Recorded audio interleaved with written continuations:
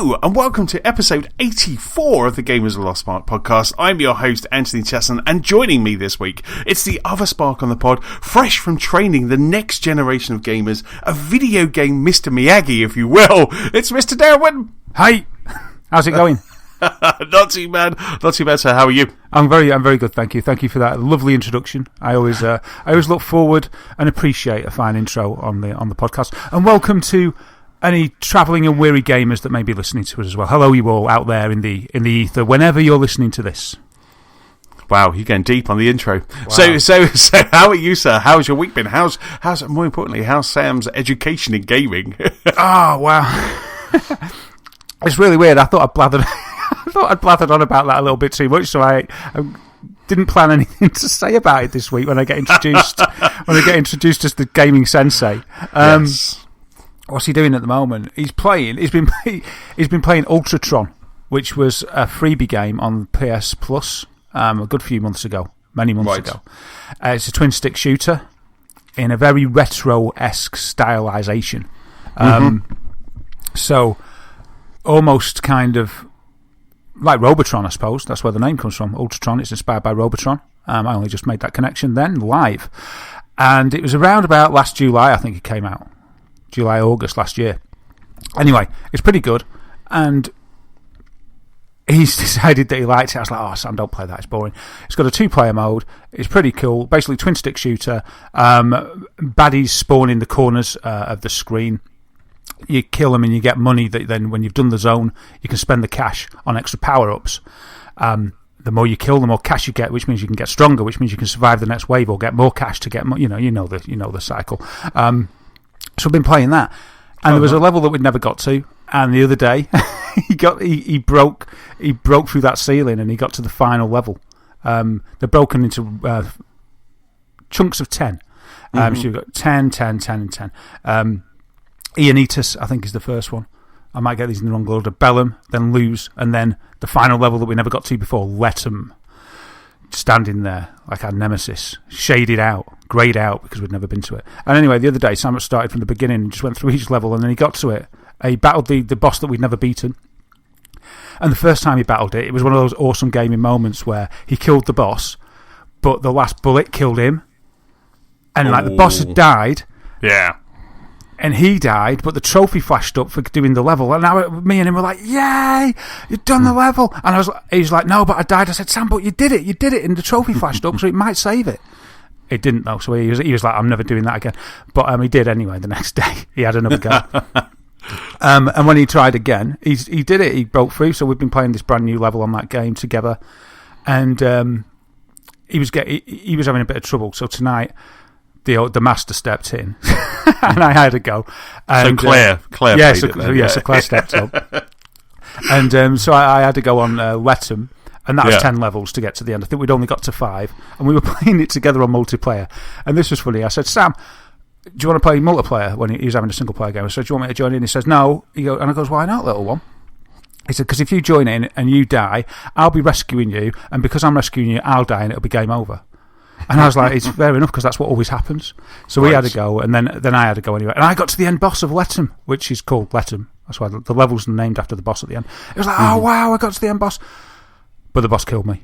But it was quite gripping, because he only had a little bit of energy. Right. So, yeah, he's doing all right. That's what he's playing at the moment. He's not interested in anything else at the moment, yeah. So that's kind of good. It's a harmless enough game. What else have I been up to this week? I'm going to refer to my notes now. You threw me off guard. Freestyling through your kind of what you've been doing. I know, improvising. Did you get your Play Highlights email from PlayStation? Did you see it, or did you just delete it? No, I don't think I got it. I got an email with Play Highlights from PlayStation. Right. And it gave me some, can you guess? Some highlights. They've chosen some highlights to inform me of. Right. Of my last year. It was to celebrate the 10th birthday of the PlayStation Store. Oh, right. Oh, awesome. So they sent some highlights through. So they gave me some details that I joined PSN on 28th of March 2007, which I'd forgotten about. Online play clocked up. I'm not much of a multiplayer guy, 72 hours, which puts me in the top 42%. The game I've put the most hours into, can you guess what that might be? Metal Gear Solid. No, Spelunky. Spelunky. Right. Wow. Can you guess how many hours? A lot. I'm ashamed to say 273. Wow. It's ridiculous. In 2016, I really got into Crypt of the Necrodancer. Mm-hmm. And I played 108 hours of that. That's me and Sam, by the way. So wow. Sam accounts for some of that. And that's thanks to James, because he introduced me to that game. Mm-hmm. And then it shows me my trophy cabinet, which has... I mean, I don't really play for trophies, but it's got 1 platinum, 40 gold, 167 silver, and 888 bronze, which apparently puts me in the top 3%. Wow. Which is good. And my rarest trophy is called... I thought my rarest trophy would be something from... Well, I thought it might be the platinum, which I got the other day on Resogun by accident. But the rarest trophy I've got is a surprise to me. It's called Warm Embrace, and it's from Lovers in a Dangerous Space-Time. Right. And I got it for surviving after being fully enveloped in a bomb trap. And I share that trophy with 205 players. Wow. The final stat they gave me is that the number of games in my digital library is 163. I bet yours is more. And that's 3% of the PlayStation Store library. Wow. That's really good. So I got that information. That was pretty good. I also had a thought. I wanted to ask you this. I've got a few things to ask you, actually. Is it just me? It might just be me. But do you ever find yourself humming a game tune? You know, as you're just like going around daily business, and then you rack your brains to remember what game it is, because you're humming a tune, and then you think, oh, that's a good tune. Then it's like, oh, I can't remember what that is a game, but I can't remember what it is. And then you sort of have to rack your brains to think about it. Do you ever do that? All the time. Oh, I thought you were going to say that is totally just you, and I was going to feel really... Do you? You totally do that? Yeah, absolutely. I was making dinner early on this evening, and I was just humming like Epona's theme from Ocarina of Time. You know, there was that sort of constantly. And I did say to Nick, I was like, actually, it was really cool, because I said, well, what was that? She was like, oh, that's from Ocarina of Time. I was like, oh yeah, of course it is. Yeah. So that's got nothing to do with like Breath of the Wild that I've been playing a lot of. It's not even in that, but yeah, absolutely all the time. Oh, brilliant. I mean, that's a proper thing. If we had like a letters page or something like that, that'd be a good topic, wouldn't it, to sort of yes. write in. It's like, do you ever... What's a game that you find yourself humming? I had a thing. I find myself humming Paperboy quite a lot from the old days. And the second level of Ghouls and Ghosts, I find myself humming. And this is really strange, because when I was thinking about this, and I thought, oh yeah, the second level of Ghouls and Ghosts, right, to myself, I was like, oh yeah, that's... And then I was like, what's that tune? And then I remembered it was the second level of Ghouls and Ghosts. And I was like, that is just ridiculous. I was actually thinking about Ghouls and Ghosts, started humming the tune but didn't recognise it until I sort of followed the rabbit hole back to Ghouls and Ghosts. Weird. And it's usually older games, but like Epona's theme, you know, that's quite an old game, isn't it? But the 360 version of Uno as well, I hum that quite a lot. I don't know if you ever played that, but it had a really catchy tune. And I played a lot of it, because we'd all got placed Xbox cameras at the time, and that supported the cameras. Right. So we used to have a laugh, because we'd all be like chatting on the cameras. It was really novel for about a month. So yeah, I wanted to mention that to you. Also, I just wanted to celebrate the first quarter and change of 2017 being an absolutely stellar time for games. And I was going to say, this is the Super 6, and I was going to ask you if I've covered everything or if there's something I've missed here. So this is the 2017 Super 6. Right. In my opinion. You got NiOh, you got Nier Automata, Yakuza 0, Zelda Breath of the Wild, Persona 5. Well, that's only 5. Is it? Yeah. So surely you're missing Horizon Zero Dawn. Thank you. There you go. See, it was a test. That was a test. So there you go. That can you believe that many games? Nearly at the end of March now. So I would go one step further and go on. And have the Ultimate 7, which is Resident Evil 7. Ah, yeah. Stick Resi Evil. That's a quality game. Yeah, brilliant. So Super 7, Ultimate 7. So anything else, do you think, or is that it? No, I think that's it. But I don't think we can get up to the Amazing 8. The Amazing 8. But, I mean, that would give you 2 games a month, wouldn't it, to complete since January sort of thing. But wow, I mean, Persona 5 isn't quite with us, but it will be in a few days. And I just thought, wow, we're spoiled for choice. I know we've said it before, but just thinking of them there, like those 7 games, by the end of by the start of April, end of March, man, I don't know what the rest of the year has got some work to do. Yes. to catch up. So I just wanted to mention that. Some fantastic games. Like I say, at the moment I am just kind of not stuck, but enjoying playing Zelda and don't want to play anything else. But you're right, I'm so glad that I did get to play Resident Evil 7, and I've got to play those. I got to experience NiOh. I haven't seen Nier Automata yet, but I got to experience some of those amazing games. And you're right, we've just done the first season of this year. We're just stepping into spring, and already we've had an amazing winter. Yeah, it's absolutely awesome. What better games to keep you warm in the cold months? Yeah, and it's okay you playing Breath of the Wild, because I'm trying to work my way through the others, so it's okay you can relax. Yes, relax and enjoy your game. I don't want to play anything else. I really don't. I just absolutely love this game. I'll get to that in a bit though. Yeah, but that's right. Why should you? If you're really loving it, you shouldn't have to tear yourself away. Love it while you can. Make hay while the sun shines. And the tale of my Vive supports has begun. Right, so you did it. Yeah. So we had the blemish on the screen, which I told you about last week. And so I think it was on Thursday, I got in touch with support, prepared to troubleshoot. And they went through a few things and said basically, you're going to have to send it back. And they sent me an email within 24 hours, which I hadn't received by yesterday. So I thought I'd given them long enough, so I got in touch with them and said, how about that email? They said, oh yeah, it looks like we sent it to the wrong email address.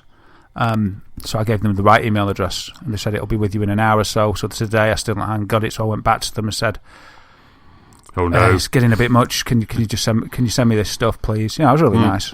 I said, are you sure you got the right email address? Because everything else is coming through. I said, it's this, and they just went, we have. I was like, that's odd. Anyway, in the end, he just gave it to me as a file, the returns label. And right. I thought, so I've got the returns. I'll give you a step-by-step progress each week. At the moment it stands, I've got the return label and a whole load of information about when they receive it, if they deem it to be out of warranty for any reason, physical damage, water damage. I don't know if water damage is on there. Physical damage, wear and tear, like a million different things. Then I'll be chargeable. Or I'll be charged. The cost will be chargeable. So it just scares me a bit. I'm worried now. It's had a good effect of deterring me. It doesn't feel like a good experience. It's kind of like, they're sort of warning me here. I'm scared that I'm going to get charged. But they'll give you the option, I guess. They'll, I can't believe for one moment that your Vive is not anything but tip-top condition. But if it gets back and they deem it not worthy for warranty, then they have to get back in contact with you to say, are you prepared to pay? Which at that point you can say no, and they can just ship it straight back to you. Yeah, then I have to pay the shipping, which I'm not happy about. If it did come to that, right? We'll see what happens. It's quite exciting, isn't it? We'll see what happens. So I've started. I mean, you gave me a few shoves, and I've done it now. So absolutely, I'm sort of in two minds. It's like I could just keep it, but I'll definitely use it less because I'm annoyed with the fault. And then if they, I swear, I don't know. I don't want to be rash. I don't want to be too rash. I'm sort of on the brink of saying, if they start trying to charge me, I'll just say, just throw it in the bin, guys. I don't care. Just because I'm so annoyed that there's a fault and I've got to go through this process. Rigmarole. Rigmarole, yeah. I think that'll do for my week. I got an iPad Pro. Oh, yes. You told me on Saturday. Yeah, so, it was time to... It was time to step up a little bit from the iPad 3. It was getting slower and slower and slower. So I bit the bullet. And we got an iPad Pro 9.7 inch, and it's really good.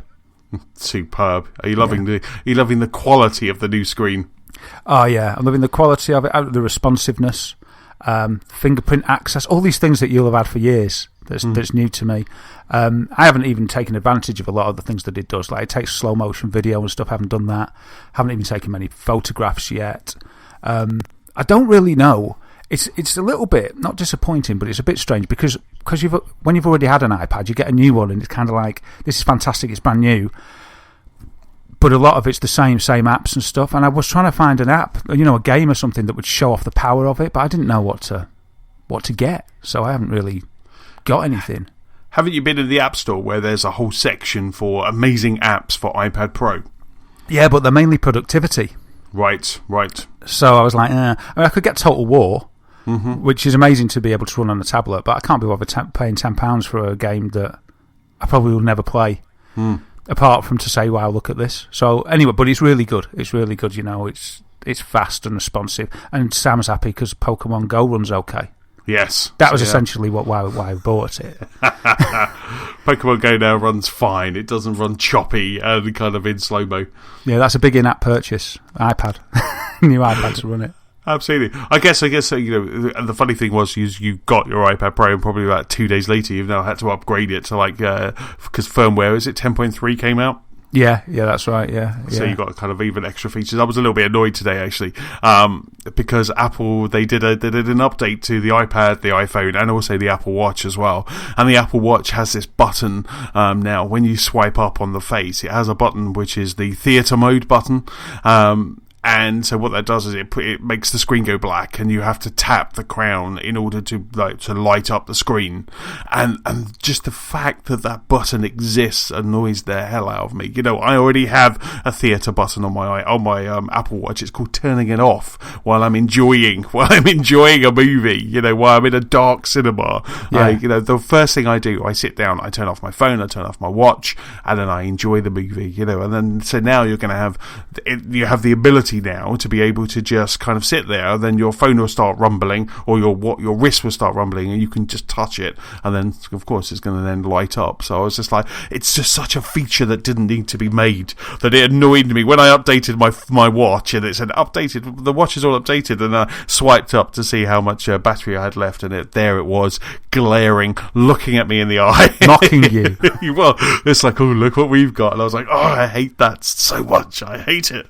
So yes, it really, because for me, I'm just, it's one of the reasons why, if it wasn't for spoilers and that whole kind of theatre cinema kind of experience that I do love, I love the IMAX, but if it wasn't for kind of that, I would happily just watch everything at home. If Apple come out with that thing that the people have been rumouring that 2 weeks after a movie's out, you can get it at home, goodbye cinema, because that's it. Because the one thing I hate is when you're across the way or in front of you, someone gets their phone out, and starts doing whatever they're doing with it. It annoys me so much. It really does. It takes me instantly out of the movie because I'm angry at that person. So yeah, but who watches copies like that? It's not. Well, no. It's not that. It's not that they're taking a pic. They're not filming it. What they're doing is looking at Facebook, saying, "Oh, I'm in the movies," on Twitter, or grabbing a text message, or just something that they deem more important than watching this movie. They've paid to see the movie, that's odd. It's like, oh, that was a great bit. Let's tweet it. Oh, yeah, no, exactly. I'd be angry with that too. I thought that, I don't go to the cinema as often as you, but I just thought there was an etiquette. People didn't do that. You get that warning at the start, don't you, with all that beep, spring, turn off your phone. Do people not listen? No, they don't care. And then Apple. We live in a society, though, Anthony. And then Apple pandered to them by putting a theatre mode on their thing. So anyway, yes, I was a little bit annoyed. So almost encouraging it. No, yes, indeed. So good purchase on your iPad Pro. That's really good. Really good purchase. Yeah, well, I'm a bit worried. I suppose you got your counsel before I pushed the button on it. I was like, but what if a new one comes out, which it invariably will? But I suppose my only reservation is it's too late now anyway, and I'm happy. But if the next iPad they reveal is like very soon, and it's like so amazing, like it's got some, and I can't even think, some innovation that I sort of think, if only I'd waited, that would have been awesome. I don't know, like they've made it transparent or something like that. That's the only thing. What world do you live in? The next iPad will be more powerful.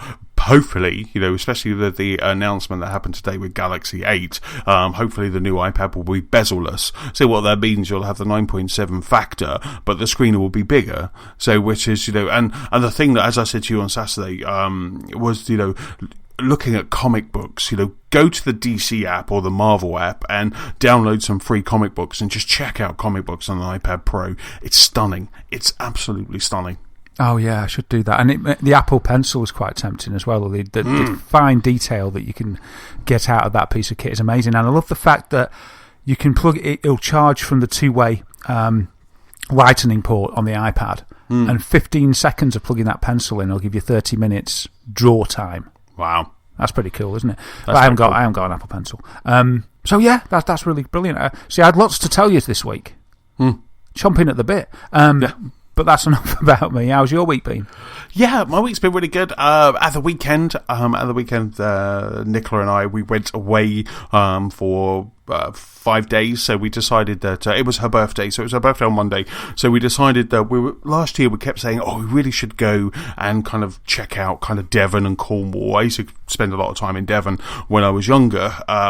And we really should check out Devon and Cornwall. We found some great little places. And I just said, for her birthday, even though it was March, I said, why don't we just do that? Why don't we just kind of check out those places that you've been showing me, the places that we found? So we went to Devon on Sunday, but instead of just going from Tunwells all the way down there, 4.5 hour drive, we decided to go via the Cotswolds. So which was about kind of 2 hours to the Cotswolds, and then 2 hours down to Devon on Sunday. So we just had a day in the Cotswolds, which was just absolutely stunning. The weather was lovely. It was really gorgeous. It was great fun. So we got to Devon on Sunday. It was her birthday on the Monday, but we kind of had a bit of a tour around Devon on Sunday, and then we kind of went back because the place we were staying, gorgeous little place that we were staying in a place called Babbacombe on the kind of Devonshire coast. It's right on the sea. So you're basically, the room that we had was basically just overlooking the sea. Some great rocks and it was in a little cove. So it was you had to drive this. It was gorgeous. I had to drive down this really, really, really steep hill, to get to the car park, to get to this place. So you are kind of right down in a cove, water crashing kind of in front of you. And it was absolutely stunning. So the funny thing was we had a bit of a wander around. On her birthday, we had a bit of a wander around. We went to some places, had a cream tea in the afternoon, and then we went back. So we did this Sunday, and we also did it on Monday. We went back to our room, had the door open so we could enjoy the sound of the waves crashing over, and we both just sat on the bed and we were just playing Zelda. So you got the Chessons. We're both sitting there because Nicola's now got her Switch. I've got my Switch. I was saying it sounds like there's been an addition to the family. Absolutely. I think if you remember, I think when I initially, when the Switch came out, because I didn't trust game, I bought one from Amazon as well, and that has just never gone back. So Nicola finished Lego, she finished all of that, and she was like, I really want to play Zelda. I've been watching you, it looks really good. And I said, well, let's just crack open the second Switch. Let's not send it back to Amazon because I haven't done it yet. Let's just crack it open. So we cracked it open. I gave it to her, I think, on Thursday. And today we got back yesterday, and today we've basically just had an additional day off, and we have been playing Switch all day. I mean, I woke up to the sound of Zelda next to me because Nicola had gone downstairs, grabbed a Switch, came back up to bed, and just started playing, all without waking me up, and just kind of playing. So she's absolutely just hooked on the game. But one thing I did find that's really funny, because this afternoon she was in the big TV mode, I was in handheld mode. And I find it really hard because she's in a shrine, trying to work out a puzzle and a shrine that I've already done, and it's so hard to not go, why don't you just look over there? It's just why don't you just? And then she goes, I can feel you looking at me. Stop it. I was just so I kept getting. I wasn't offering. I wasn't offering up the solution, but I was kind of going, you're almost there, making some noises. So she was like, stop doing that right now. Yeah, you're ruining it.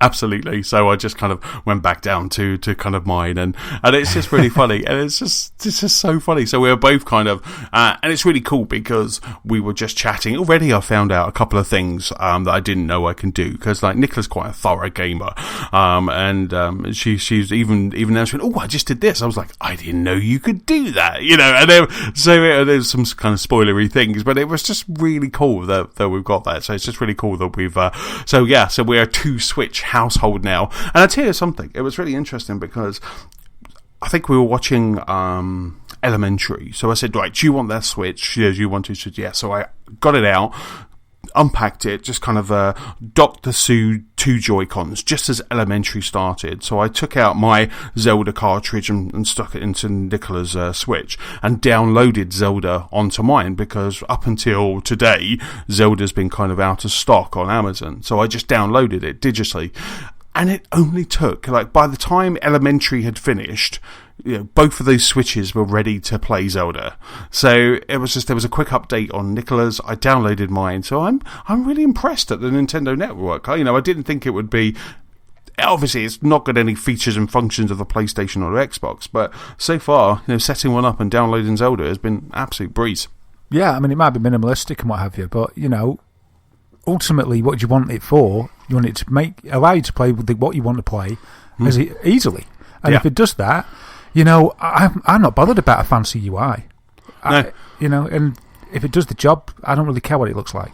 And yes. I don't like bells and whistles added that detract from functionality for the sake of graphical bells and whistles as well, which I think is an easy sort of path to get lost down as well. Yeah, absolutely. So, so we took them both away. Even on Saturday, kind of we got to the hotel, we relaxed and kind of after a very busy day kind of in the Cotswolds. So we were just started playing Switch, watching some TV, playing Switch. And it was really cool. We were both just sitting there. The hotel we went to in the Cotswold had like a welcoming gin bar in your room, so which was very nice. So we just sat there, kind of had some drinks, playing Zelda before we went out for dinner. So it was so cool. And I really just enjoyed that kind of sitting there kind of playing both of them. So I think today was potentially Nicola's first day of having it in the big TV, because before then she'd put in all the hours that she'd been playing kind of in handheld mode. So yeah, so it was really cool. So it was a good time with the hand by all. And now, as you were saying before we started podding, you no longer have a break from gaming when you go away, because you take it with you with the power of the Switch. Yeah, in your face, no games on holiday. Ha-ha. Indeed. And Nintendo broke the mould, first of all, with the Game Boy, didn't they, really? Absolutely. Maybe. Absolutely. I mean, there was Game & Watch before that, but that was Nintendo too. Wow. But now it's just the fact that you have this full, rich console experience that Nicola's absolutely loving. She just said, she goes, I wish I'd taken the rest of the week off because I'm just so into this game right now, so it was just like, even before I came up to pod, I said, okay, so what are you doing? She went, I'm playing Switch. And she went, bye, see you later, have a nice pod. And that was it. Take your time. Done. Yeah, take your time. You and Darren need to chat about a lot, and it was just it was very cool. So she's absolutely echoing kind of what James and myself and everyone else kind of on the internet is saying, that the Switch is really cool. Was a little bit disappointed on Saturday. I missed out on the Splatoon 2 tech test.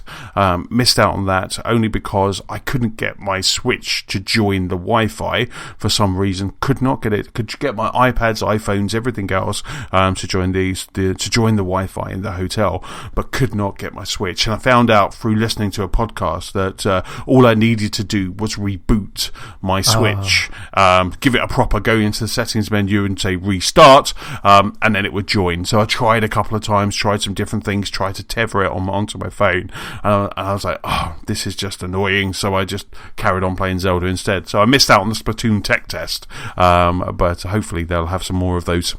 They were at some pretty dodgy hours anyway, weren't they?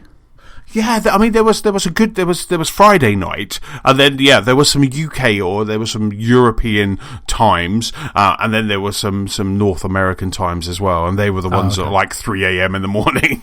So though there was some strange times, but it kind of makes sense once you converted it. Okay, cool. Did you do any have you done any 2 Switch multiplayer? No. The only thing we're playing at the moment is Zelda, so I can't get Nicola off of Zelda. So she is.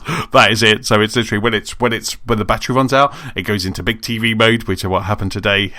That's it. So it was really funny because even when we kind of went off to dinner, because the place we were staying in Devon, it has a gorgeous restaurant next door. The food was incredible, so nice that we went there both nights. And while we're doing that, we're charging both Switches so we can come back. And then I think one night I was watching Moneyball and I fell asleep, but Nicola just carried on playing, and then I woke up for some noise or whatever. It's about 1 o'clock in the morning, and she's still there, face being lit up by her Switch. She's properly addicted to Zelda. Oh, brilliant! So was it sort of a birthday present then? Do you think?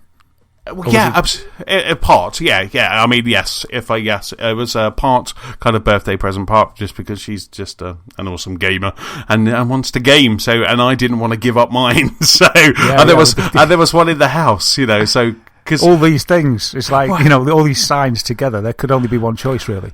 Absolutely. You know, it's okay for me to say, yeah, okay, you play on my Switch, but then when I'm in Manchester and I don't get home until 9:30, 10 o'clock, then she's going to be wanting playing Zelda and then starts moaning at me. So yeah, it just made sense for her to have her own because, she's got her own Xbox and we just share the PlayStation because we don't. She doesn't. I think Ratchet and Clank is probably the only game that she'll play on the PlayStation. Wow. Oh, that's brilliant. 2 Switches, man. Yes. So it's very cool indeed. So that's kind of my week and what I've been playing. Zelda, awesome. I've now done the second dungeon. I've got just the end thing to do in the third dungeon. So I'll be hopefully by the end of today I'll be 3 dungeons down, with 1 to go. So yeah, I'm loving Zelda so much. I just can't stop playing it. It's amazing. So Darren, what have you been playing this week? But before I get to that, let me just ask you about Zelda a minute. I've always got a question for you about Zelda. Yes. If you finish the main story, whatever it is that you have to do, the 4th dungeon or whatever it is, will you still play it? Not sure if I would play it straight away. Once you've and the 4 dungeons that's not the end game. There's another bit after that. But once I've completed the story, you can go back and continue all of the quests. So it's a bit like Witcher, where there's lots of people going, "Oh, I need this." Go fetch and grab quests and things like that. Yeah. Because there are, as you said, the Super 7 games that are available, because there are other games such as Horizon Zero Dawn, Persona 5, one we'll get to in a bit later, which was Telltale's Guardians of the Galaxy, Ukulele, to name but 4.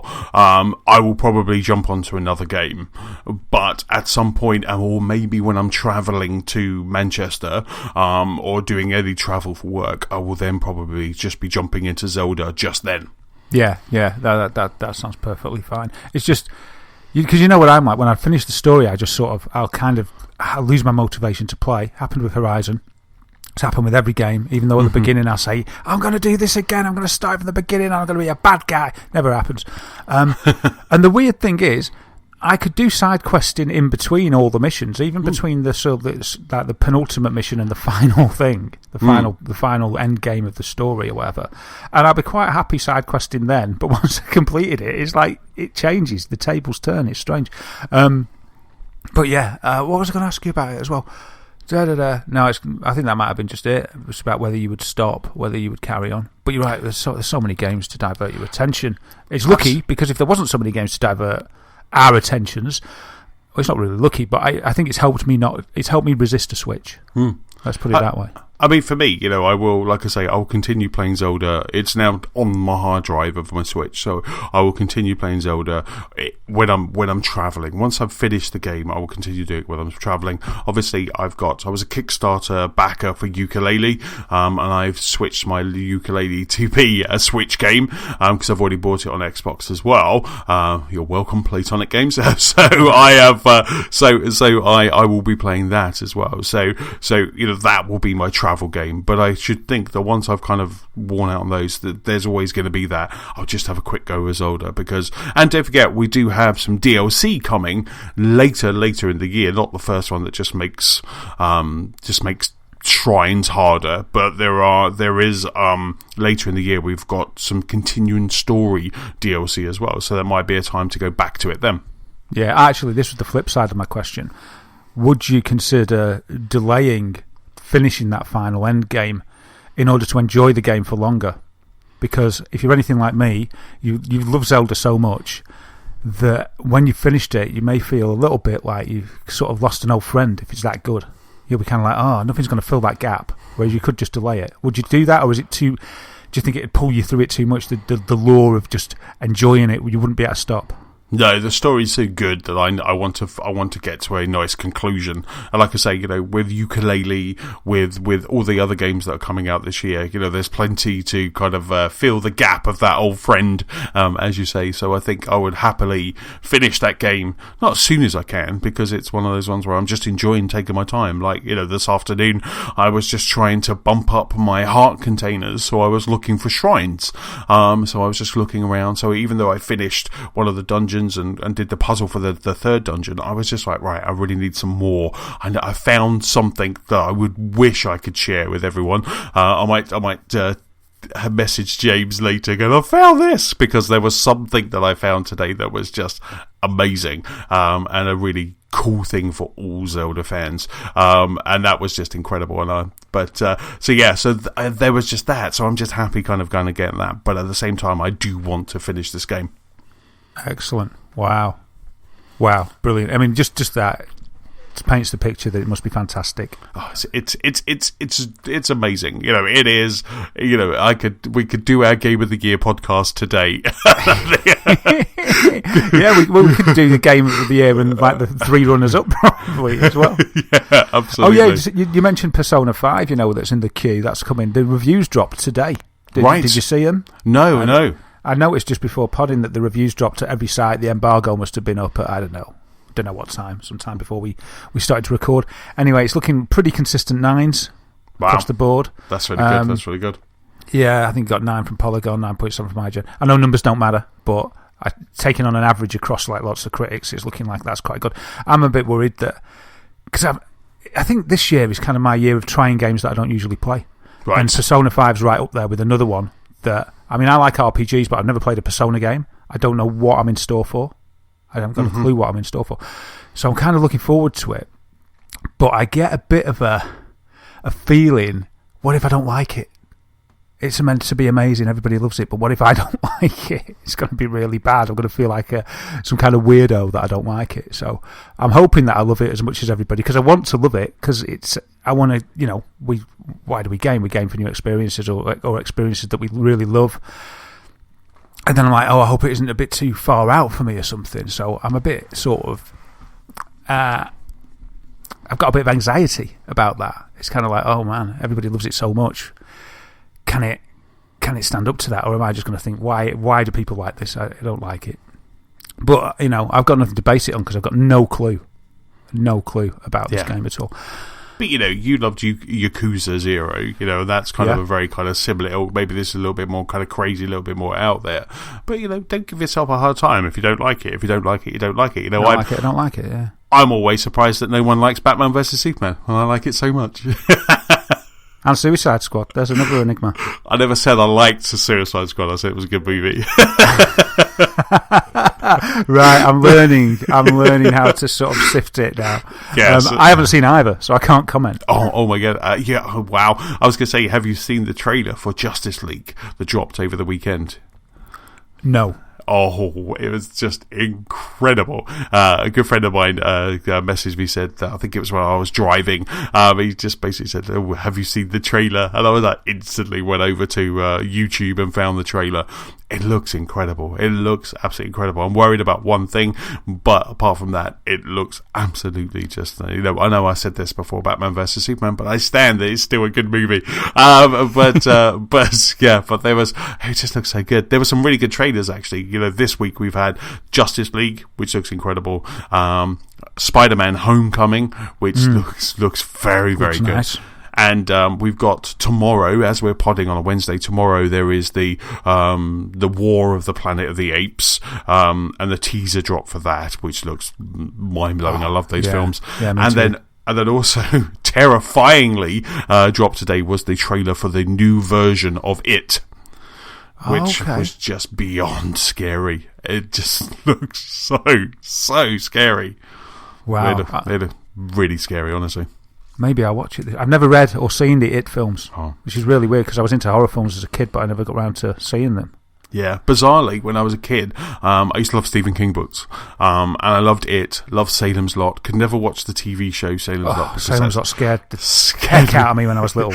There's the whole window scratching thing that just one. Was like, yeah, I was like... And then at night, you go to bed and it's raining or something, and you're just thinking there's somebody scratching at your window outside, and you're too scared to shout out for help. The first time I started watching that, the part one, I was actually in Devon in a tent, and we were watching it on a TV that was powered by my dad's battery in his car, and it was on, and my mum loved David Soul, and she was like, "Oh, what's this? This is I like David Soul," So we sat and watched it, and I was like, "I've got to go to bed," because it was just so scary. I could not watch it, and there was a whole bit with the Danny Glick at the window. But I'd read the books, but just visually, the books would be worse. I thought the books would be worse than watching it. I was really big. I must have been a weird little kid, because I really loved it, Salem's Lot, and also Pet Sematary as well. They were kind of like some really, and I just absolutely loved those books as a kid.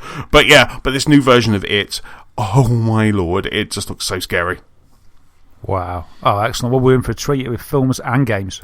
Indeed, 2017 is shaping up to be a stellar of a year. It is indeed. Yeah. Talking of games, what have I been playing? Because you've been playing just Breath of the Wild, isn't it? Yep. Really? I've been playing a bit of NiOh. Right. I have a chance to play a bit of NiOh. And you've played it before, haven't you? And you've talked about it on the podcast, so I won't go on about it too much. But I really like it. I started playing it. I mean, I didn't like the demo. I was I think maybe because I was right in the middle of Dark Souls.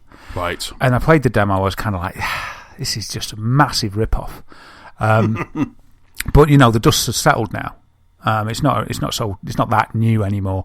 And anyway, it was on my list with Boomerang, and it came through. Unfortunately, I had to wait about 10 days for it to arrive because other people were busy playing it. But yeah, I really like it. I started playing it, in the Tower of London bit. Started getting used to the interface, and I just really love this game. To me, it's sort of a Diablo-esque Ninja Gaiden Souls romperoo. I love it. It's I reckon Diablo for the loot. Because you're always picking up stuff. Gaiden for fast action and slick frame rate, should you pick it. I picked the 60 frames locked.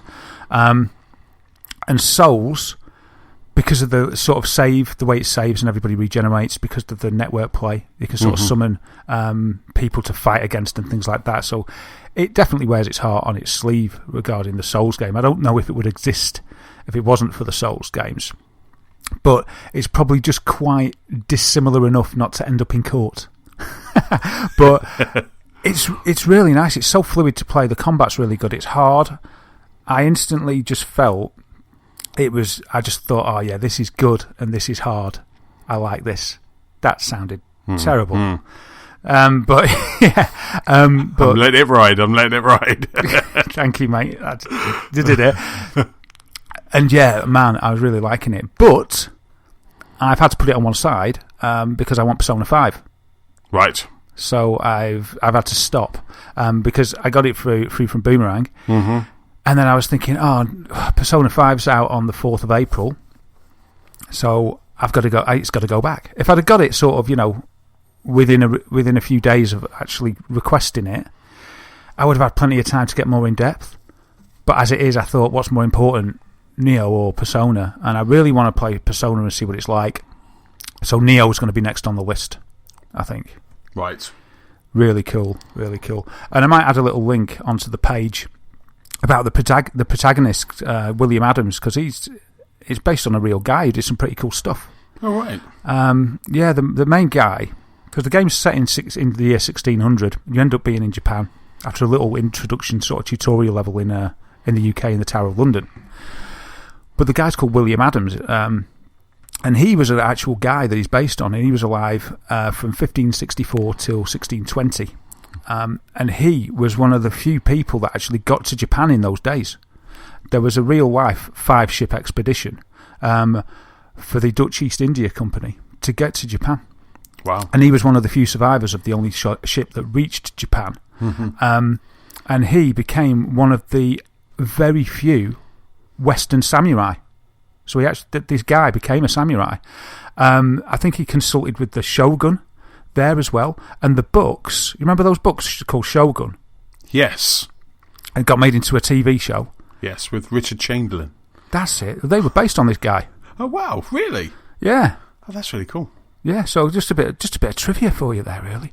But yeah, I really like NiOh. I think it's really cool. I don't think I had an opportunity to play it when it first came out because I've been busy with, as we said, the other games. It's like you can't do everything at once because, or for me, I would not enjoy two games.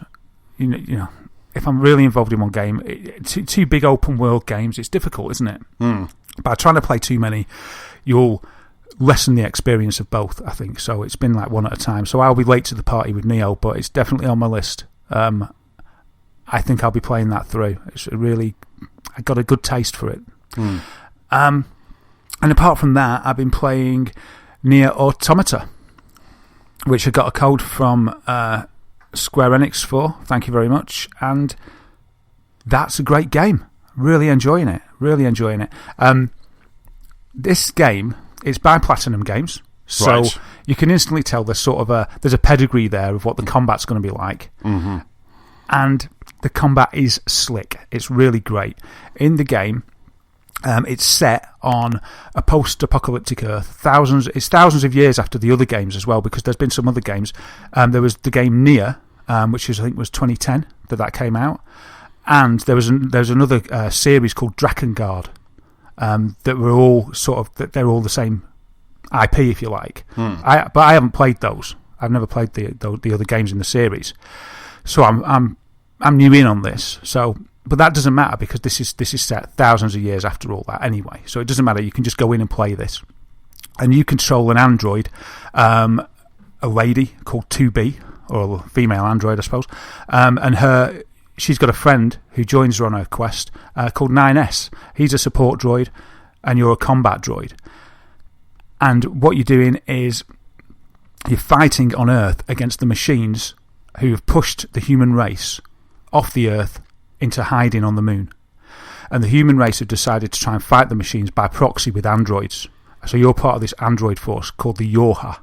And you with your force, you're part of this force that's fighting to try and, I think probably partly find out why the machines are there. Secondly, just to make the Earth safe again for humanity to move back. And so the world, we're getting used to this kind of apocalyptic world these days. I think you can imagine it, I'm sure. You've got all the big skyscrapers and everything all being overgrown with, leaves and everything, big trees sort of growing through cities and stuff like that. Very kind of Horizon, kind of Last of Us, you know what I mean, don't you? Yeah. And it's really good. The way that it plays, it's an RPG and it's open world. Everything is. You can't have a game that's less than 100 hours. What's the point in bothering? So it's an RPG. It's open world. It's got a pretty cool story, but I think it's just the gameplay. Really, it's beautiful. It's almost like an action beat 'em up put into a JRPG. Wow. And it's really cool the way that the game handles the play. It's like 1 minute, and it does this seamlessly. 1 minute it's a shoot 'em up, a bullet hell shoot 'em up, but it's okay. Don't bulk at that. It's okay. It's completely playable. The difficulty's not too bad. So 1 minute it's a shoot 'em up. Say from behind, like an afterburner sort of viewpoint, from behind the ship, from behind this craft that you're in. And you're blowing up the baddies, dodging, and all the rest of it. Then the perspective changes, and it's a twin-stick shooter because the camera's gone above you instead of from behind you. And so you're doing it as a twin-stick shooter kind of game. But still battling the same aliens, but the perspective have changed, and the game has changed. The gameplay has changed. Then it'll change again to sort of a 2D, so a side-on scrolling shoot 'em up. It could change to. Then all of a sudden it'll go sort of top-down. You'll land. You'll drop out of your ship. And you'll be in the open world, which you can roam, as you would expect. But as you go through, explore the dungeons and the story quests of the game, and just some of the exploring of the open world map itself, the game will seamlessly make a transition from that sort of typical 3D viewpoint where you can revolve the camera around your protagonist and look around and stuff. All of a sudden it'll change it with you really barely noticing, and all of a sudden it's a 2D side-scrolling platformy bit, with and kind of a shoot 'em up as well. Wow, that sounds really cool. It's really good, man. It's really good. Yeah, it's really cool. It's got a good story as well. It's quite melancholy, really, and it seems to explore a lot of themes about sort of desolate hope and interesting themes of AI sentience, because the machines. Well, I don't want to spoil anything, but everything it's machines and androids. But these creations seem to have or be on the brink of emotion. And it explores these themes and stuff, and it's quite interesting in the way it does it. And also, as you go through the game, you can level up, like you do in these games, but the way that it handles the building your character is really cool. Because you're an android, you have like a circuit board. So what you do is you go into what they call the plug-in chips, and as you defeat enemies and stuff and level up, and you can buy these from the shops and stuff, you get different chips that you can plug in to your chipset. So you go into the menu and you see like a big motherboard. It's just like a big long rectangle, and you've got space available, and some of it's locked off, and you can buy extra space. And every chip that you either pick up or that you buy, some of them are already pre-installed, but you need space to be able to fit them. So you could get a chip that says, for every time that you hit somebody, get 5% of the damage you hit them for back in health for you. And that'll be a chip, and you can plug that in. But you might have 10 of those, but you haven't got enough space for them all. So then if you buy lots more space, you can fit more in. You can also fuse together chips. So if you had like 2 chips that were 5% health back to you for damage you give, you could fuse them together and maybe get a 10% one. Wow. Okay. Which would be sort of like 1.5 times as thick as 2 of them, if that makes sense. And it's just really cool the way it does it. Some of the pre-built-in stuff. So you've got this finite amount of space, and this is just sort of indicative of sort of the nice touches in this game from this Japanese director who's just so cool. It's things like all your HUD stuff is there in the plug-in chip section. So you've got the map, you've got your health bar, your experience bar, save points, the operating system. They're all there, taking up space. So if you decide, for instance, you don't want to see what enemies' levels are, and you don't want to see enemies' health bars when you're fighting them, you could take that chip out and make room for something else. Oh, wow. But you'll miss that off the HUD. So it's a kind of way of, you can tinker with the HUD as much as you like and all the information that's on the HUD, and make space in your plug-in chip area. But you'll lose that. And if you take the OS chip out, it says if you take this chip out, you die. Wow. And so I saved idea. What a great concept. Yeah. I saved the game and took the OS chip out, and then you get one of the game's endings, because it's game over. Wow. And it's just got lots of clever touches like that. Also, what I must say about this game, if you're interested and you're going to dive in on it, which I do recommend, as it's really cool. And this isn't really a spoiler. I think this has to be said. The game isn't designed for multiple playthroughs in a way that I've never seen before. Okay, I've never seen this before. You know, usually New Game Plus, you just start again. It's the same old game. Mm-hmm. In this game, after the credits roll, it does say we recommend you play it again. So you might just think, yeah, whatever. But so I started this again, okay, and because I finished it yesterday and I started it again. When you start it again, you play the game from a completely new perspective, and you get more insights into the sections of the game. For instance, I was fighting a boss that I'd fought as the other character, as the main character, 2B, and I went through this same sequence with a different character, with a different way of fighting it, which actually changes it quite a lot, more than you'd expect. But as the fight went on, you got insights into the boss as to how the boss became that boss. Right. And it was just like, wow, it kept sort of fading out, and you saw this boss as sort of as a lowly sort of normal minion, and sort of it got struck with an idea, and then it decided that it must pursue this idea, and it was in the pursuance of that idea that it evolved into this great entity that you're fighting. And it's just touches like that all the way through it. So on this second playthrough, I'm just seeing much more about this. It's like you're getting much more depth into the story from this different perspective. It's adding another layer. And apparently, I think there's 26 endings, or maybe more. But a lot of them are just sort of kind of, what would you say?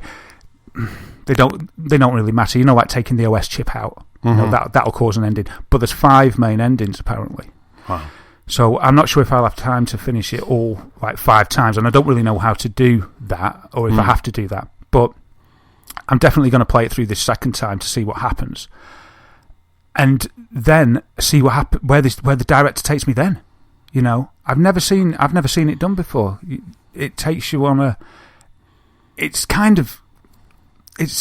so different, but the same. It's because you're going through the same story. yeah. But you're going through the same story from a different perspective, and the combat techniques that you use are so different than the ones that you used through the story the first time. It's like it's really well done. It's really masterfully well done. It's a cool game. Really like it. I think it probably hasn't had as much recognition as perhaps it could have got because of the sea of fine games that we've got at the moment. But yeah, Nier Automata. If you see it around, you know, if you've got a break in your games list at the moment, definitely worth a look. And if you haven't got time now, it's one of those that is going to be well worth exploring. I think a little bit like you said about Zelda, that it's a historical game. I think from a viewpoint of design, this just is it's a thing of beauty, and it'd be well worth looking at for any passionate gamer. That sounds fantastic. That sounds really interesting. And one of the things I love is the kind of the bad guys, if you will. As I think you kind of said it, they're kind of minion looking. They're kind of almost like something out of Little Big Planet, but at the same time scary and a little bit menacing. You know, and they do look kind of from the screenshots and from the trailer. They do look quite menacing indeed. It's weird because they are menacing, but they do seem friendly. It says in the game, it gives a little nod to that. It says that the creators built them based on children's robots that human children used to play with or something like that. But some of the conversations they have and the things that they say make you a little bit uncomfortable. And it's very strange when they can come across vicious and you're kind of like, right, yeah, let's get it on, even though they look kind of sweet. But also you enter areas where they're completely placid, or you'll be forced into a situation. And the machines are just kind of saying, no, scared, don't, please, don't. And you sort of don't want to do it. Wow. And maybe there was a consequence if you didn't, actually, because I haven't been able to. I've only got so much time. I haven't been able to follow every branch. So yeah, it puts you in some situations where you kind of think. I remember saying to Claire when I was playing it, I said, Claire, I think we're on the wrong side. That's good. It makes you think that, doesn't it? That it makes you kind of feel like actually you are the bad guy rather than kind of the other way around. Yeah, because you're just following orders. You don't really know what's going on. These things seem okay, really. You know, and yeah, it sort of brings up that whole thing about. I mentioned about sort of AI sentience and stuff, and it's kind of like, well, who's got the right, or have these things got rights? Because once you can feel, do you become, are you entitled to rights? And it sort of. It brings that up, but it doesn't sort of hammer it, into you. It just sort of lets it evolve through the story of the game and some of the situations that you can just go out and find yourself. And yeah, it's a nice little piece of work. I really like it. Fantastic! That sounds awesome. Oh. I'm exhausted after that. Yeah, that was it. You're like, I'm done. But it sounds like a real kind of, again, as we're saying, kind of like we've already had kind of 7 really good titles, and it sounds like it definitely kind of stands within that 7 as a kind of a must play and I think you said it right there. You know, if you've got a moment in your schedule to jump in, or maybe even move some stuff out if you're not playing Zelda. So that's, I mean, I've already kind of discussed Zelda as much as I can without kind of jumping into spoilers. So let's jump into the news section. And in this week's news section, we have this month's free games on both PlayStation and Xbox Live. Final Fantasy 15 is finally getting its patch, and Guardians of the Galaxy Episode 1 date is announced. But first, Darren, over to you with the first piece of news. Yeah, that's the fact that the Final Fantasy 15 Story Chapter 13 patch is out. Woo-hoo. Hooray! Is that time for you to jump back in? This is the thing. I'm over it. I'm not going back. I'm not going back. I'm sitting here. I know what you're thinking. You're thinking I'm sitting there on Stubborn Island. Yes. Again, I need Dark Bunny to create me a Stubborn Island t-shirt. I need to have a chat with those guys. Must remember to tweet them. They've blown it. They've blown it as far as I'm concerned. Stubborn Island. Listen to me, I win. It's like, I'm over it. I'm done, man. They've blown it. But, the real loser's me. I bought it. Yes. They're not losing. I still bought it, didn't I? So really, so Final Fantasy have blown it by not having, by kind of missing out this core ending. You just kind of, you don't want to continue going from where you left off. Yeah, well, it's not an ending. It's like a mid-story point that allegedly, from what I read, contains some important story. But I didn't want to read what, because it doesn't matter now, because I'm not going to play it. But I never read what it was, and I just thought, hold on a minute. As we discussed at the time, it's like, I'm going to wait. But now, I think it's just too much water's under the bridge. There's too many games to play. It's like, my landscape at the moment is mapped out, really, because it's Nier at the moment. I'm going to play that. And then it's going to be Persona. And then it's going to be NiOh. After that, I can't see. I mean, I suppose that would be an opportunity that I could revisit Final Fantasy 15. But I just don't think there'll be. I don't think I'll be in the mood again. It'll be Final Fantasy. I was going to say 16, but it won't. Hopefully, for me, the next one will be 7. Right. Remake. So yeah, for me personally, I'm gonna skip it. But yeah, they brought it out. They've brought out some other stuff as well. You've got some combat system improvements. Previously inaccessible parts of the map are now open for exploration, and then the special items that are going to be carried over from the main game, and they're exclusive to those who complete episode Gladiolus. And there's also some new modes as well coming out in the update. So, in fairness, they've been bringing out a lot of updates, and it's not all been paid.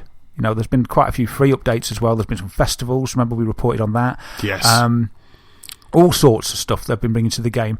So the game has been evolving, and that's fantastic. But yeah, it just left a sour taste in my mouth that I just felt that I hadn't been sold a complete game.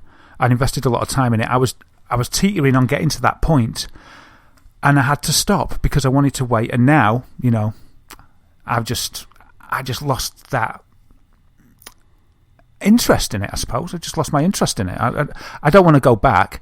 It won't feel the same. I won't feel as immersed because I've had a massive break for months. And I certainly am not going to start from the beginning to re-immerse. So it's kind of, for me, I've missed the boat on it. It's not worked. If I'd have known from the outset, I would have waited probably as well. And I'd been like, oh yeah, I'm going to get this game at a later date. But to half play it and then leave it, I can't. I don't know. I just don't feel that I've got the interest to pick it up and carry on from where I left off. It's kind of like, I had my fun.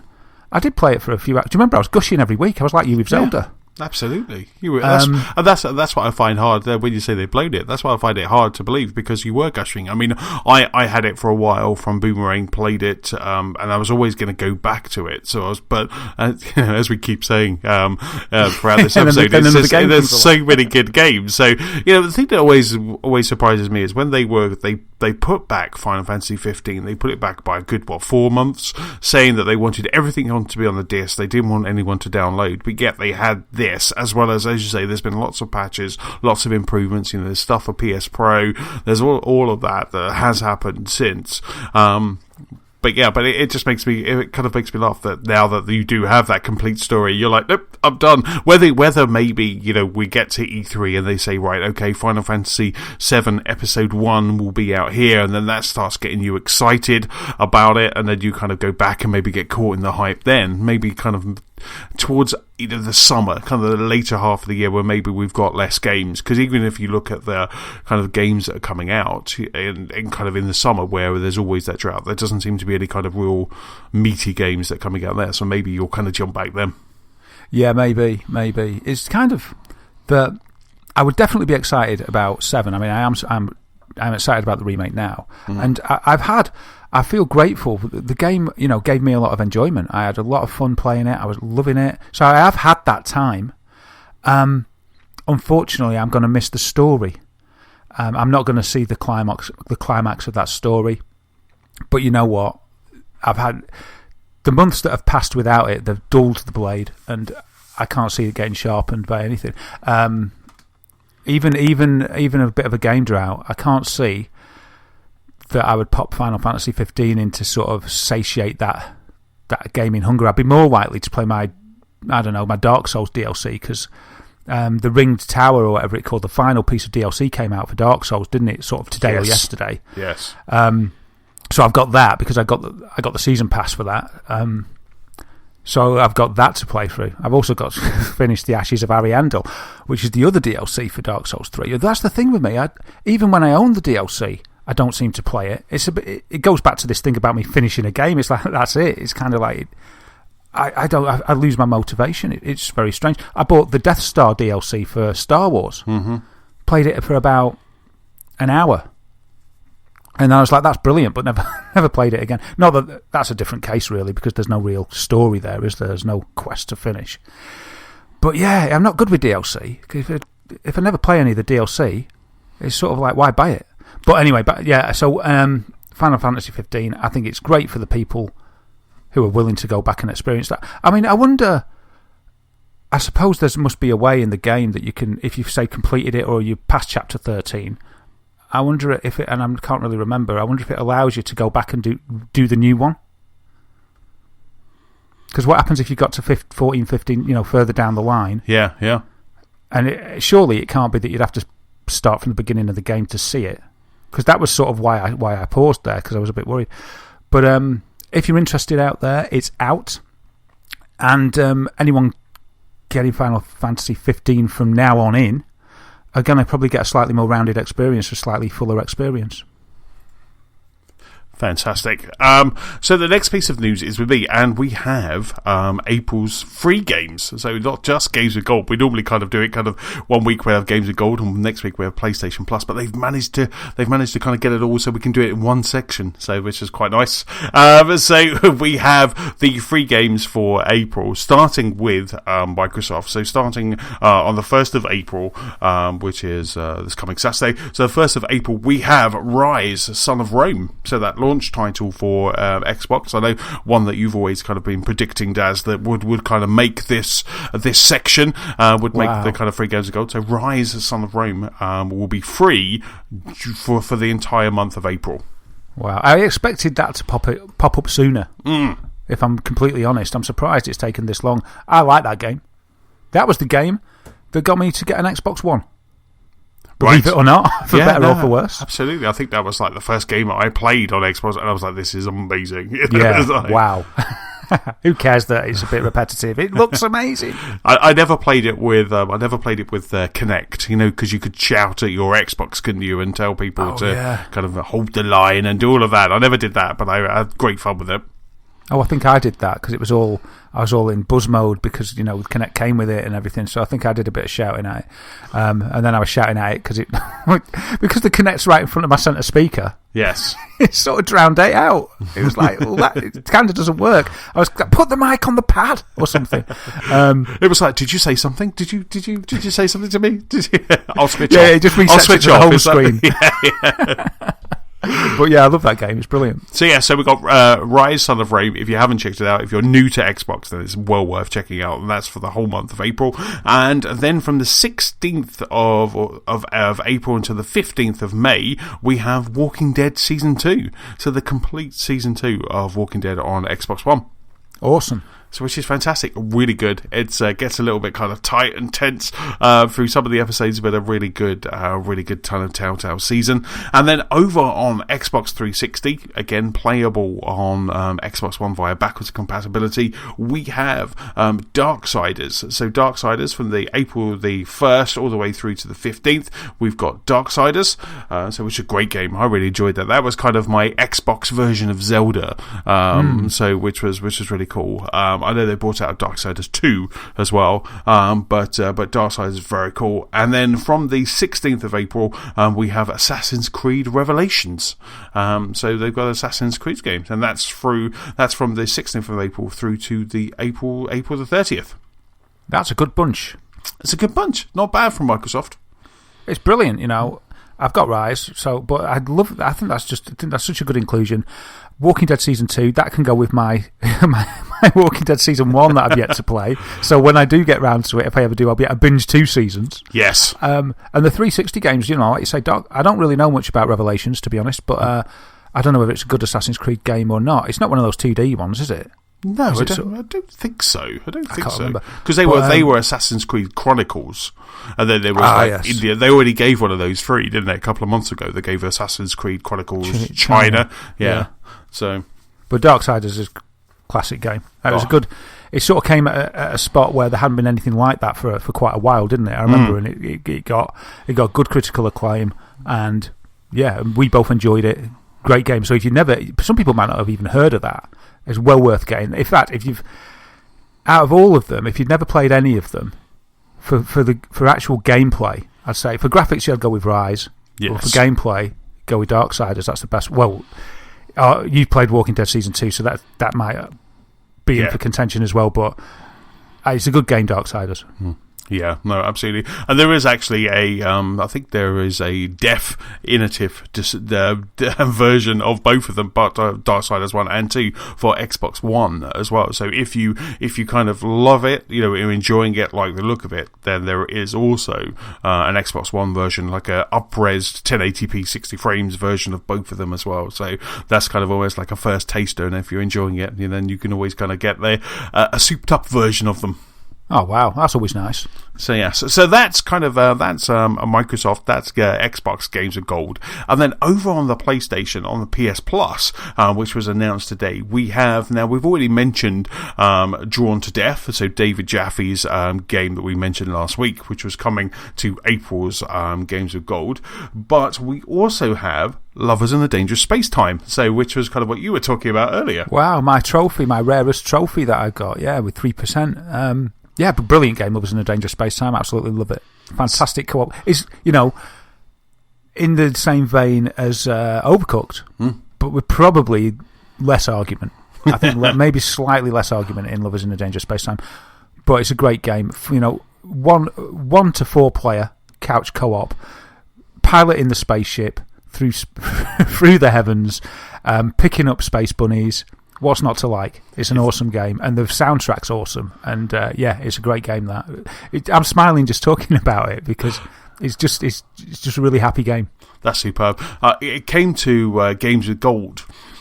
I think it was last month it came to Games of Gold, and Nicola and I we've downloaded it. It's on our Xbox, but I haven't got round to playing it yet. So I'm quite interested to kind of have a go of that when we do get back onto the Xbox. So there is Lovers Dangerous Space Time. We've also got 10 Second Ninja, which is PS Vita, but we're cross-buy with PlayStation 4. And there also is Curses and Chaos, which is PlayStation Vita with cross-buy on PlayStation 4. Curses and Chaos is I think it's like a 2D arena beat-em-up game, which is quite interesting. I'll put links to all of these so you'll be able to see the games for yourself. And then over on PS3, we have Alien Rage and Invisimals: The Lost Kingdom are coming to the PS3, and all of those titles will be available from the 4th of April. So all of the PlayStation Plus titles will be available from, I think that's normally like a Tuesday, isn't it? So Tuesday the 4th of April.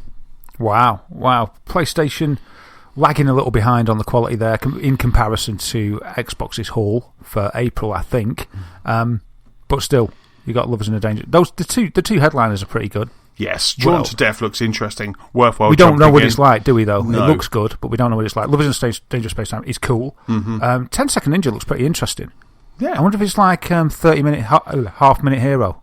Did you ever play that? No, but it looks, it looks like go and play Half-Minute Hero right now. Okay, I'll be back in a mo. There's just like I could do like kind of radio play sounds of me walking away.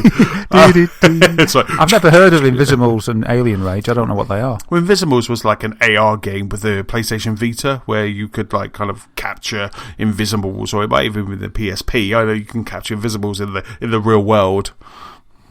So it's almost a bit like Pokemon Go before Pokemon Go. Yeah, the true Pokemon Go. The true Pokemon Go. They stole it, the Nintendo. Anyway, so that's all of the free games. Like I say, I'll put a link on the show notes, so you can kind of check those out. Show notes are up on our website, which is gameslostspark.com. So you can check those out. Next piece of news, sir, is with you. It is. I've got some Nintendo Switch news for you, Anthony. More than one. It's a Switch Corner. Ba-da-ba-ba-ba. Thank you. I was just going to say we need a jingle, Switch Corner. So here we go. The Switch's left Joy-Con issue is fixed. Yay. I never had one, but yay.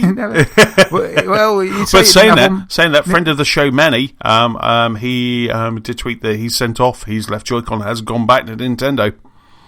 Yeah. So there, some people, you wouldn't admit it. I know you wouldn't, but some people have been having problems. Nintendo has made a statement. They said there is no design issue with the Joy-Con controllers and no widespread proactive repair or replacement effort is underway. A manufacturing variation as a result. This is what the problem is. A manufacturing variation has resulted in wireless interference with a small number of the left Joy-Con. Right. Moving forward, this will not be an issue as the manufacturing variation has been addressed and corrected at the factory level. We have determined a simple fix can be made to any affected Joy-Con to improve connectivity. There are other reasons consumers may be experiencing wireless interference. We are asking consumers to contact our customer support team so we can help them determine if a repair is necessary. If it is, consumers can send their controller directly to Nintendo for the adjustment, free of charge, with an anticipated quick return of less than a week. Repair timing may vary by region. For help with hardware or software questions, please visit Nintendo.com. That's really interesting. I think the reason why I haven't had the left Joy-Con issue is because I either play in handheld mode, and then that's connected to the console itself, or I play with a Pro controller. So at no point have I ever kind of taken off those controllers and docked it into that little puppy face controller. Do you think it's worth testing it to see and then getting it fixed, or do you think because you never use it, it doesn't matter about testing it and being without your controller for a week? Yeah, it could be. I mean, my Switch dock is nowhere near kind of an aquarium or my router or anything like that. But yeah, no, I think you might be onto something there. May as well just test it. Indeed. And then, because you can always, I presume if you're on the go, minus your left Joy-Con, you want to play Zelda or whatever, you could just use your Pro controller anyway, can you? Absolutely, yes. But you'd have to use a stand, wouldn't you then? Indeed. But I think it's worthwhile checking both mine and Nicola's, just to make sure that everything's okay. Like you say, let's do it now while the issue is still a hot topic. Strike while the iron is hot. Yes. Yeah. I think it's you could maybe do yours first and Nicola's after if you both suffered from it, and you'd still have a Joy-Con you could share between yourselves when the other one wasn't playing it. It's probably worth just checking. Just do a bit of play, like you say, on that puppy face controller, and just see if you get that drop out, because it seems that they can easily fix it. And it has been fixed. CNET did a little teardown of the controller both before and after the fix. So he had a Joy-Con that wasn't working, and he took a picture of it, and then he sent it off to get it fixed, and then he got it back. I'm surprised they fixed it, because I thought if you opened stuff up, it invalidated the warranty, but I don't know. Anyway, he got it back, opened it up and had a look at it, and you can see what they did. And what they did on on one side of the controller, I won't say right and left because it would depend which way you're looking at it. Just by, I think, sort of the Wi-Fi chip, all they've done, the main thing that they've done is they've used a square of foam, black foam. It's in sort of one of the corners by the big silver chip that I think is the Wi-Fi chip, and what that is, that's conductive foam. It's foam that's specially treated so that it can shield electronics from RF interference. Right.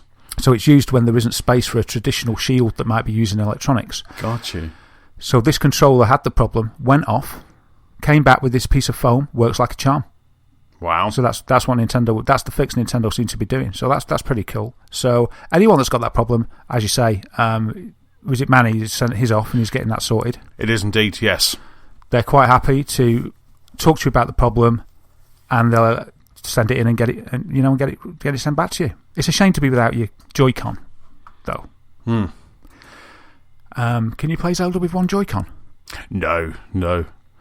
Because that's for moving. So the left Joy-Con's for moving around. Yeah, okay, of course it is. Yeah, that's a shame. But a few days, without it and get proper bob on controller, your hardware is sorted. Brilliant. And good on Nintendo for sort of just mentioning that it's been corrected. They also mentioned, and this was the other thing that is probably not going to be an issue for many people, later Joy-Cons that they opened up had some different numbers on the serial board, didn't have the foam, but don't have the problem. Oh, right. Interesting. So they say how did they phrase it? How did Nintendo phrase it? They called it a manufacturing variation. So whatever that variation is, it looks like they fixed it, but they didn't need the foam. Whatever they fixed the root cause, and then you don't need the foam to insulate the problem. Got you. So it's only on the ones that got out into the wild with the issue, they can be fixed with the foam. But it looks like after not a very long period, the ones hitting the market now, they're all okay. That's cool. That's really good to know. So you don't have to worry. So if you're about to buy a Switch now, when they come back in stock, then you probably don't have to worry too much about this. But like you say, it's always worthwhile checking, isn't it? Yeah, absolutely. I mean, if you've got something like that, like you say, it could be that the situation has never arisen for you to test it like that. But you can guarantee if you try that when you're out of warranty a year or so down the path, and you do that, you'll be kicking yourself for not just trying it now. So give it a try. You know, come the summer when I've got the Switch on the table, we're having a barbecue. There's 4 people around, just like the advert, all playing Mario Kart. You know, on that tiny little screen. You know, and then one of them's not working. That's going to be really sad. It will, and they'll all be like, "Oi, Chesson, what do you think? What are you doing?" Nobbling us. Your name will be Mud. Nobbling the whole night, mate. And you don't want to be that man. No. Let the other geezer be that guy. Yes. But to assist you, when you're playing it on the train and your Joy-Con's off being repaired, you might want to use this. I was going to talk about this anyway because I read a little article this week saying this will fix that problem with the kickstand. Have more confidence with your Switch out and about. Get yourself a tablet stand. And I just thought, you know what? That's a good idea, isn't it? The one that was cited was this one on Amazon. This is probably one for the links. It's a U green. It's not green, but it's called U green. The letter U followed by green. Tablet stand. It's a multi-angle tablet holder. And it's funny because on the UK Amazon, it doesn't list the Switch as one of the devices it's compatible with because it says like iPad Pro, iPad Air, Samsung Galaxy Tab, all that, Windows tablets. But on the Amazon US site for the same item, it's actually got Nintendo Switch up there, so they're just not as quick in the UK. This item is £6.79, folds up nicely, looks like you can slip it in your pocket or your bag very easily. Then, if you're on the train, regardless of whether your Joy-Con's off being repaired and you're playing on the Pro Controller, you'd have more angles than the built-in kickstand and more sturdiness. It gets 5 stars from 32 reviews. And I think if I got a Switch, it'd be something that I'd consider if I wanted to play my Switch on the table, especially on a train table. Yeah, I think it's a nice looking thing. I think it's all right. But you may already own a tablet stand that may be suitable. This looks really cool. This looks really good. Yeah, we'll stick a link to this in the show notes. This could solve, because at the moment I'm still handheld when I'm on the train because I am nervous of that kickstand, because the kickstand just feels like the only flimsy part of the Switch is that kickstand. It feels like it can't take the weight. I know we've discussed this before where maybe there should have been 2, but it doesn't feel, especially with the Joy-Cons still attached, so with my Pro Controller in hand, Joy-Cons still attached, it doesn't feel like it could handle that weight. And the first time that Virgin train on the way to Manchester kind of wobbles, or it's going to fall over, and then my Switch is broken. So this looks fantastic. Well, great fun. Well done, Des. This is really cool. Cheers, mate. I mean, this is, at the moment, it's on sale. It's got 48% off as I speak now. £6.79. What's that? It's nothing. What's that? It's usually about, I don't know, £13 or something. Yes. So, I think I haven't even got a Switch, and I kind of want one of these. maybe for my new iPad. This is genius. This is absolute genius. And there you go. You just put that on the table. The thing that this has got, apart from sturdiness that hopefully it's got, it's the multi-angle factor, because the kick stands only one angle, isn't it, on the Switch? Yes. This can be put at within reason. This has got more variation. I think this should be a must-buy. If I was getting a Switch tomorrow, I'd be ordering one of these. I think it's good. It's a good thing. When you take it to that barbecue and you're putting it on that picnic table out in the garden with all the people and the lanterns, yep. You won't be nobbling the party. You'll be the king of the party. You need something sturdy because that table's going to get knocked. Later on, gets a bit rowdy. Your Switch falls to the floor, smashes. Imagine that. The left Joy-Con's still intact, but the rest of it smashes. You're the little pig that built his house with bricks. Yeah. The other guy, he was like, the kickstand will be okay. Yeah. His Switch is in pieces. Yours is just still there. As you say, the whole Switch is completely messed up, but the Joy-Con and the stand are still there in one piece. That is just so cool. I need one of those. I need one of those in my life. I was just looking to see if they did a black one because it seems to be kind of white or blue, doesn't it? But but you need to order one for you and his and hers. Yes, his and hers, man. Yes, indeed. That's just so cool. That is personalised. Yes, well done, Daz. That is awesome. You like that? I'm so glad. I like it when you like something. Not that I know. Not that you often don't. Good news, Nintendo fans. Reggie Fils-Ami is saying Nintendo will have a big E3 this year. Yes. What do you think about that? Well, I was getting worried because obviously PlayStation haven't said anything yet, but PlayStation haven't said anything yet. Microsoft have already kind of put their flag in the sand, and I was worried because it's Nintendo, and as amazing as the Switch and Zelda is, and we'll have Mario Kart in a month, less than a month. You just worry that they're not going to turn up to the big showcase, that the Christmas for gamers, the E3. You just worry that they're not going to show up. So the fact that I just hope they do. Do you think it's going to be a direct or an event? I don't know. I mean, I would have thought that if there was going to be a direct, that they wouldn't sort of use E3 in their messaging. Because they'd want to sort of steer you away from E3 and just talk about your direct. Mm-hmm. And I think, do you want? I'll give you the quote because he spoke with Fox News. This is what he said, and then we can pick it apart a little bit more. He said, "E3 is always a big time for Nintendo." Liar.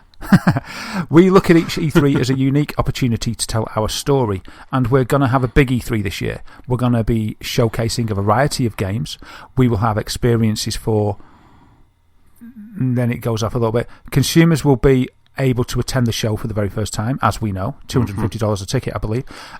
So I'm not going to tell you all of the various games and all of our little secrets for E3, but I can tell you that E3 is going to be a major opportunity for us to showcase not only the Switch, but also content coming to 3DS. Why? Why are you still touting the 3DS, Nintendo? They need to let that go, don't they? You're going to give the 3DS guys some time they're to like, come around. Here's the future, but we're keeping one hand on the past. It's just like... Well, there's a lot of customers there, isn't there, with the 3DSs? Yeah.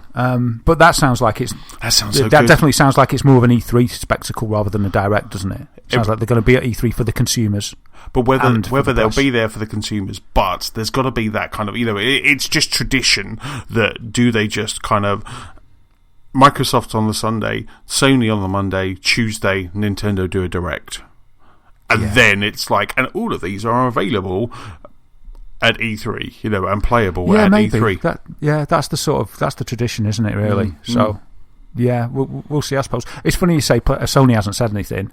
They don't need to, do they? They're sort of like, well, we don't care. We don't have to say anything because just go and look at these sales figures. But Nintendo, they're riding on this launch. They did this really successful launch for the Switch, and they're riding on that at the moment, riding high. It was speculated from I forget from who. I'm really sorry about that because it's just off the cuff, but it was some kind of financial source. I wish I could remember. It doesn't matter.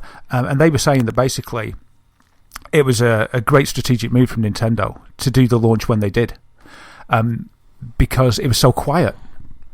They didn't have any interference from any other competitors because there was nothing else happening in January. And because of that, it got the attention of the consumers and it got the attention of the press.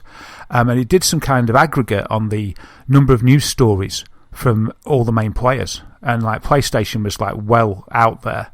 But it said that I think the Switch had double the press stories of the Xbox. Wow.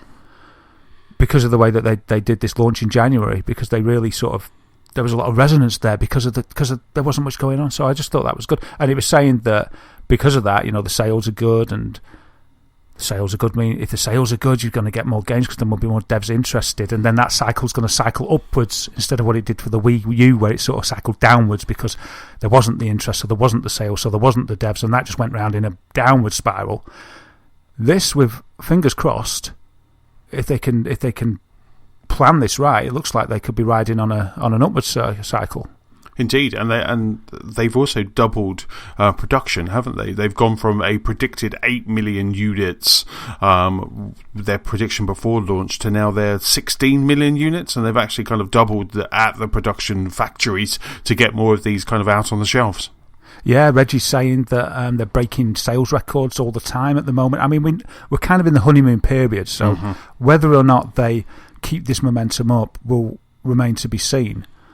But some sources are offering the hypothesis that it could, I mean, it might just be sort of sensationalism, but they're saying if momentum kept like this could challenge the Wii. Yeah. It's had that great a take-up from people. And that's, I hope it's true. I hope it's not sort of just deceiving, marketing. I don't think it is, because these are, different independent sources have said this. And I think that's great news. It's brilliant because it keeps Nintendo in there.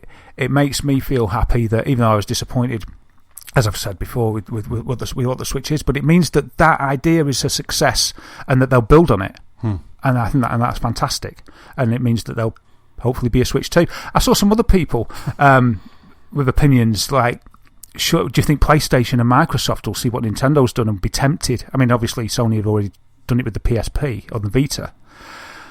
But after seeing the success of the Switch, would they be tempted to sort of maybe pack more technology into the handheld market and try and get a slice of that pie?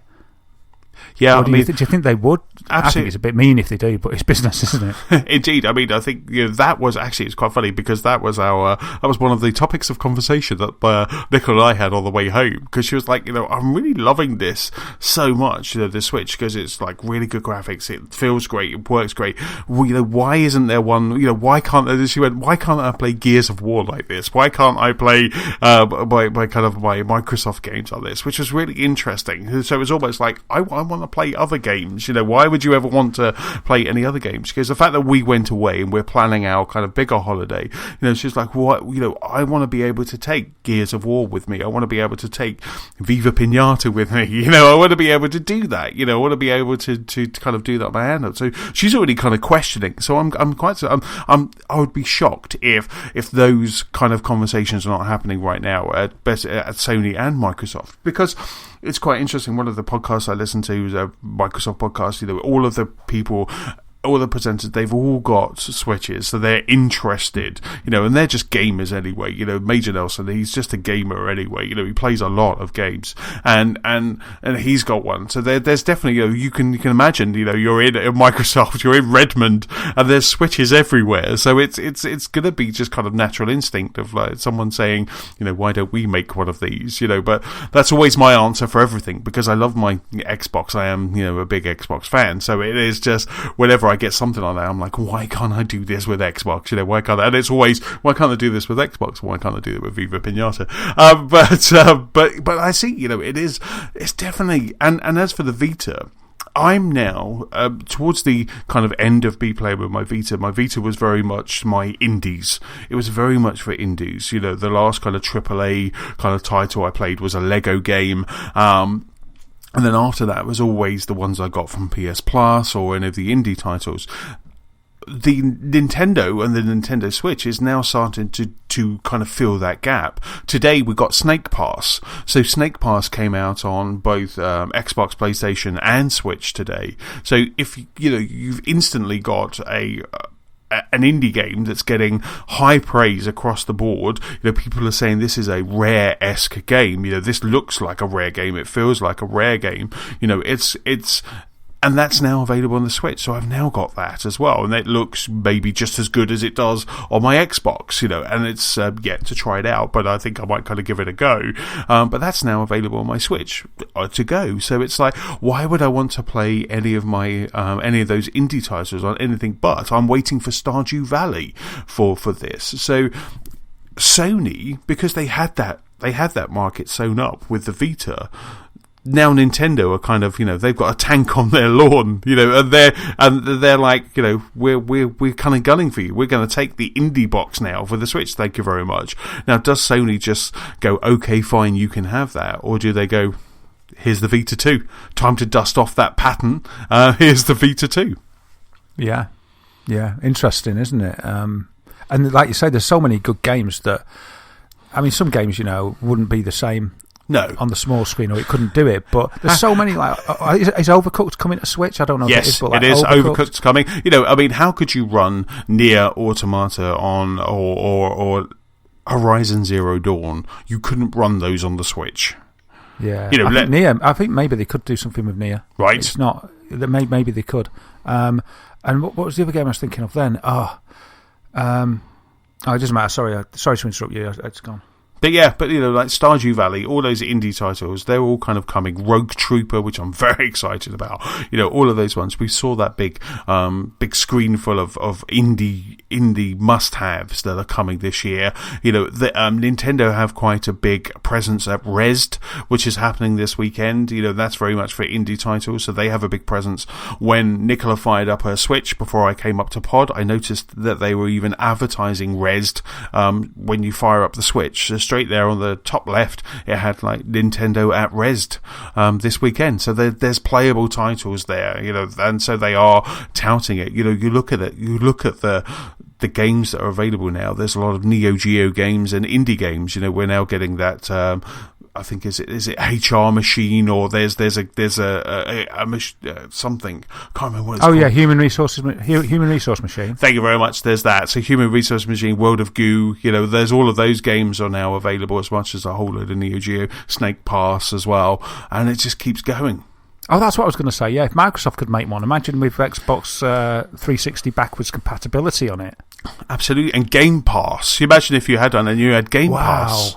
Yeah, you see, on the move, Game Pass sort of seems more tempting than at home, where you've got, you're sort of going to invest in playing that game like Zelda or Horizon or whatever. But on the move, you're much more inclined to have a little dabble in this and a dabble on that, and you just want a quick look at stuff. That could really work, couldn't it? It really could. And, it would be really interesting to see kind of the next news story that I have coming up in a bit, which is Telltale's Guardians of the Galaxy. Is that going to come to the Switch? Is the Switch powerful enough to play that game? Because as much as I love my achievements, I quite like this kind of freedom of playing wherever I want to play. Yeah, so train's delayed. Oh, hooray! Yeah, exactly. Don't worry. And then, like I say, we went on holiday. We had a break, but we were still kind of enjoying one of our favourite hobbies. So we went for a nice long walk. We had a nice cream tea, and then came back to the room and just kind of, we could have read a book, but instead we played Zelda and had just as much fun. Yeah, that's quite nice. And the thing is, while you're playing on your Switch, enjoying gaming, that when you're out and about, you'd probably enjoy gaming on your phone or on your tablet. You're enjoying probably a next level a next tier in gaming on the Switch, and you're not draining your phone and tablets when you need them; they're full. Exactly. Instead of being drained from playing threes for ages or whatever else it is that you might, or Infinity Blade or whatever on it. Which, as good as it is, it's not as good as having those controllers in your hands, is it? No, absolutely. I mean, Nicola and I, we very rarely play iPad games. The iPad games that we play are maybe Tower Defense, Plants vs. Zombies 1 and 2, some Tower Defense games. I could look on my iPad right now. I've got Alien Creeps, I've got Field Runners. These are the only games that I have on my iPad. A Roof Bot, sorry, not Robot Roof, and Solitaire. These are the only games I have, because I don't feel that touching buttons on the screen and holding my iPad up is a comfortable or a good gaming experience. So it's all, for me, it's all tower defense games where I can kind of, and Hearthstone, it's all those kind of games where I can be kind of, that's it for me, games that are made for tapping. Really. Exactly. Yeah. So then when the Switch came along and you're getting these amazing graphics, which are kind of iPad, as good as an iPad, it just feels right. This is the console that I've always wanted. This is the gaming experience I've always wanted. And I just absolutely love it. Yeah, I went through my. I was going through my purchase list on the App Store because of the new iPad, and I forgot. But I got Another World There's loads of stuff I'd forgotten I'd bought. I was like, Another World. Let's play Another World for the millionth time since I originally played it on the Amiga. I love Another World, okay. So I got Another World, and I started playing it, and I was showing it Sam. And then this morning, I got to the bit, only very early on, where you pick up the laser gun. And trying to play that, where you've got to... It's a joystick game. It's created for a joystick. That's how archaic it is, not even a joypad. And to be able to differentiate between walking left and right, running left and right, crouch, running jump and short jump, and firing that laser was ridiculous. And I kept getting killed because I couldn't fire the gun. He'd jump, or I think you just summed it up. It just wasn't a good gaming experience. Fair play to them for trying to shoehorn it onto the tablet, and it's nice for nostalgia. But as for enjoyment, if that would have been the first way that I played Another World, I probably wouldn't have bothered, because it just annoyed the heck out of me. So I totally see where you're going there. Yeah. And isn't it funny that Apple could have maybe brought out two sides to a tablet? Just click onto the iPads, maybe something similar to the Joy-Cons. Yeah, absolutely. You're spot on. Or even with the iPhone, they could have easily brought out something that you just docked your phone into, which looked a bit like that kind of puppy controller, and then you're playing it on the train, and then you have a whole new library kind of opened up to you. And it's the same with Apple TV. Apple TV, you can buy a joypad for the Apple TV. You can get it from the App Store that connects to your Apple TV to play some games. But they've never really exploited that. They've never really gone, here's a whole list of indie games, that you can now play. No, there's often been an expectation that they're going to sort of say, here it is, where we're taking on gaming, but they never have. And maybe they're just happy earning the money that they're earning from what they're doing, and they don't feel that they need to diversify. Yeah, absolutely. From all these kind of Candy Crush tap games that that have their place, and it's I can't balk at them because it's getting a lot of people gaming, and more gamers is good for everybody. Indeed. So the next piece of news is with me, and this is a big one. This is that Telltale's Guardians of the Galaxy Episode 1 is going to be out in less than 19 days, 20 days. It's April the 18th. I won't even try and count maths. April the 18th. Coming soon. So Telltale, Guardians of the Galaxy Episode 1 is coming April 18th. So the title is called Tangled Up in Blue, and will be available, as I said, on April the 18th, and it will be available on Xbox One, PC, etc. But it's coming.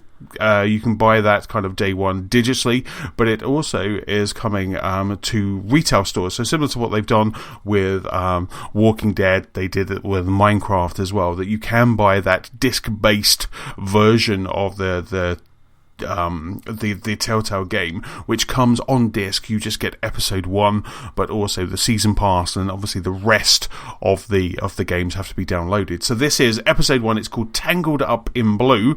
So Telltale, they released some shots of the box art for this for the boxed version. They also showed one of the antagonists, which is Thanos. So they showed Thanos for the first time in what he's going to look like in this game, and it looked pretty darn cool.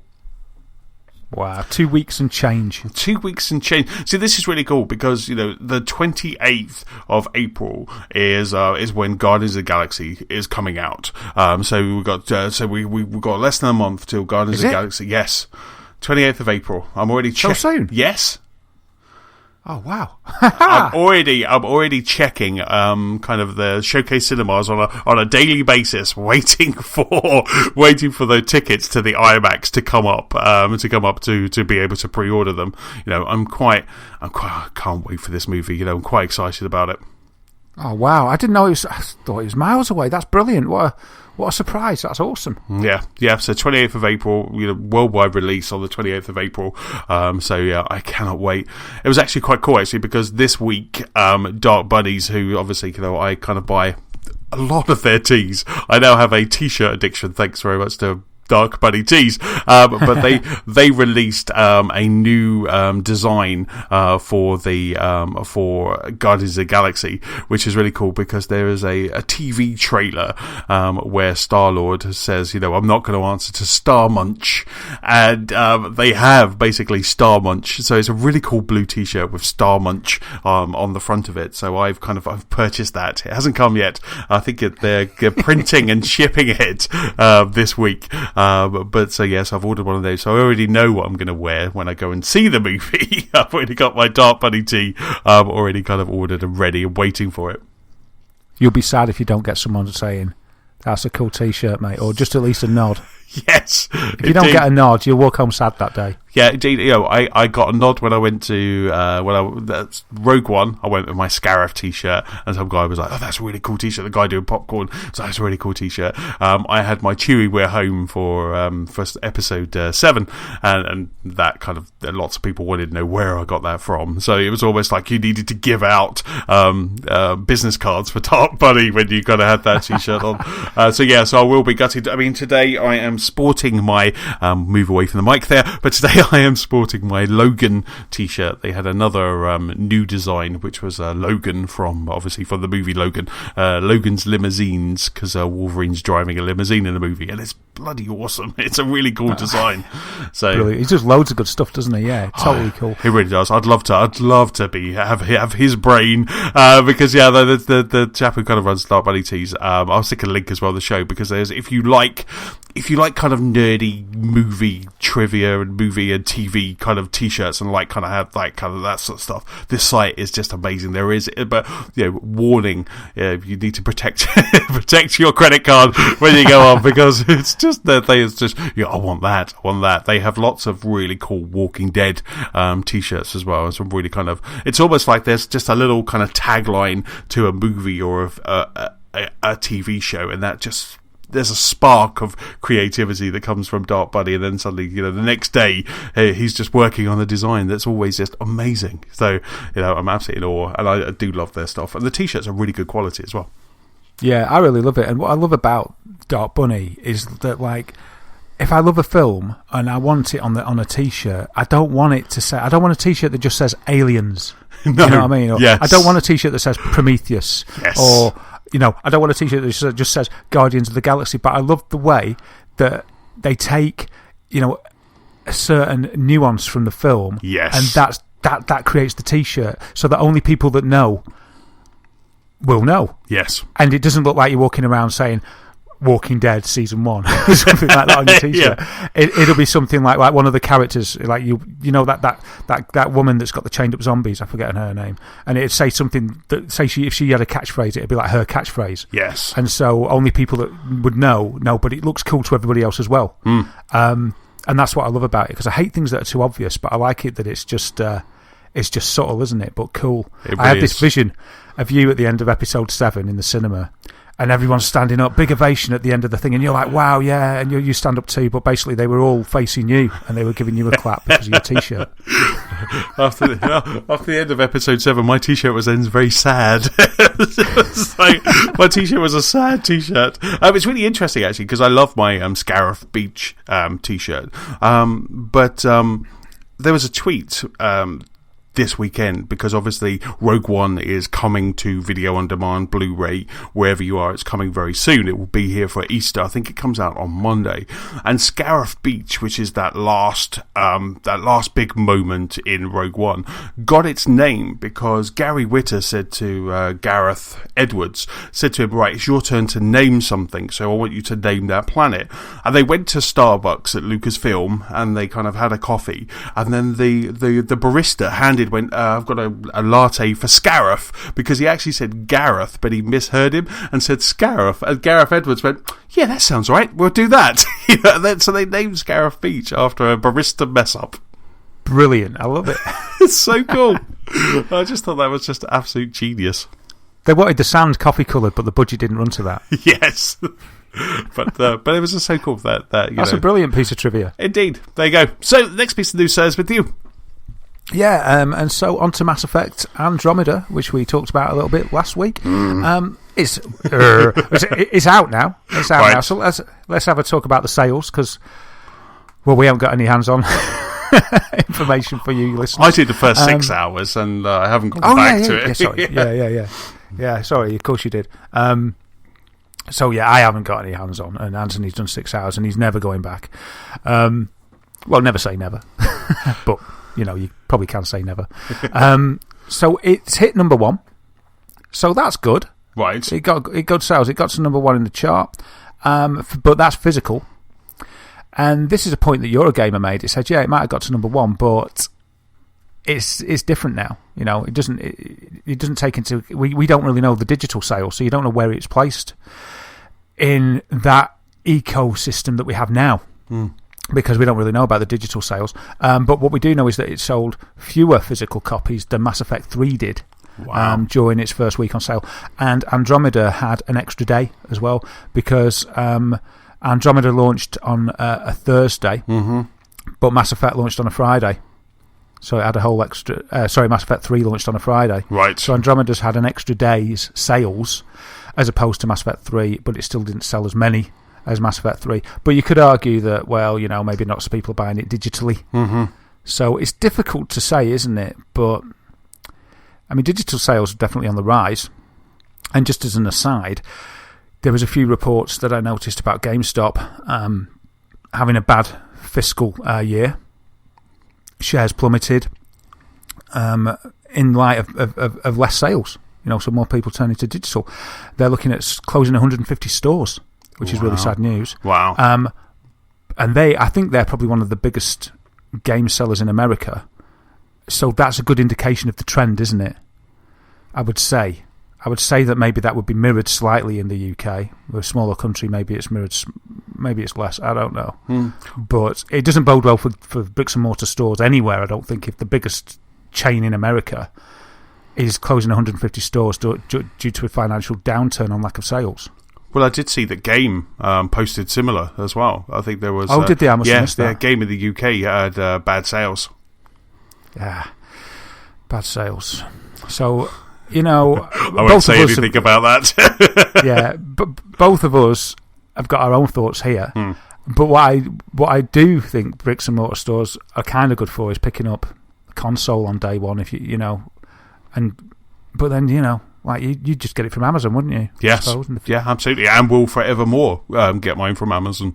Because if you're there, it's a bit of a mad rush for when the pre-order goes up on sites like Amazon. But you can't get a Switch now from Amazon. You can pay, obviously, the inflated prices of those resellers that are there, but you also can't walk into Game right now and pick up a Switch. So you're in kind of the same boat. But for that day one, if you're there and pre-order from Amazon, my Switch, I got one from Game and I had that whole kind of rigmarole there, and then I got one from Amazon and that turned up that day. It's the fact that I was just going into London, why I couldn't cancel my Game one, but we won't go on that one again. But it arrived the same day. So, and my post is before 11 o'clock. So, just.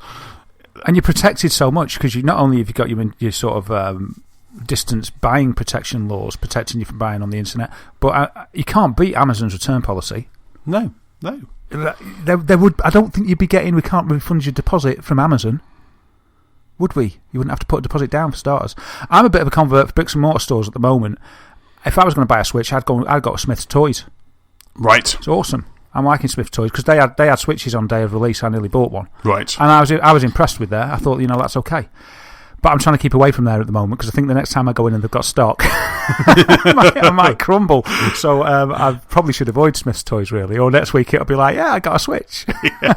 Popped into Smith's Toys and...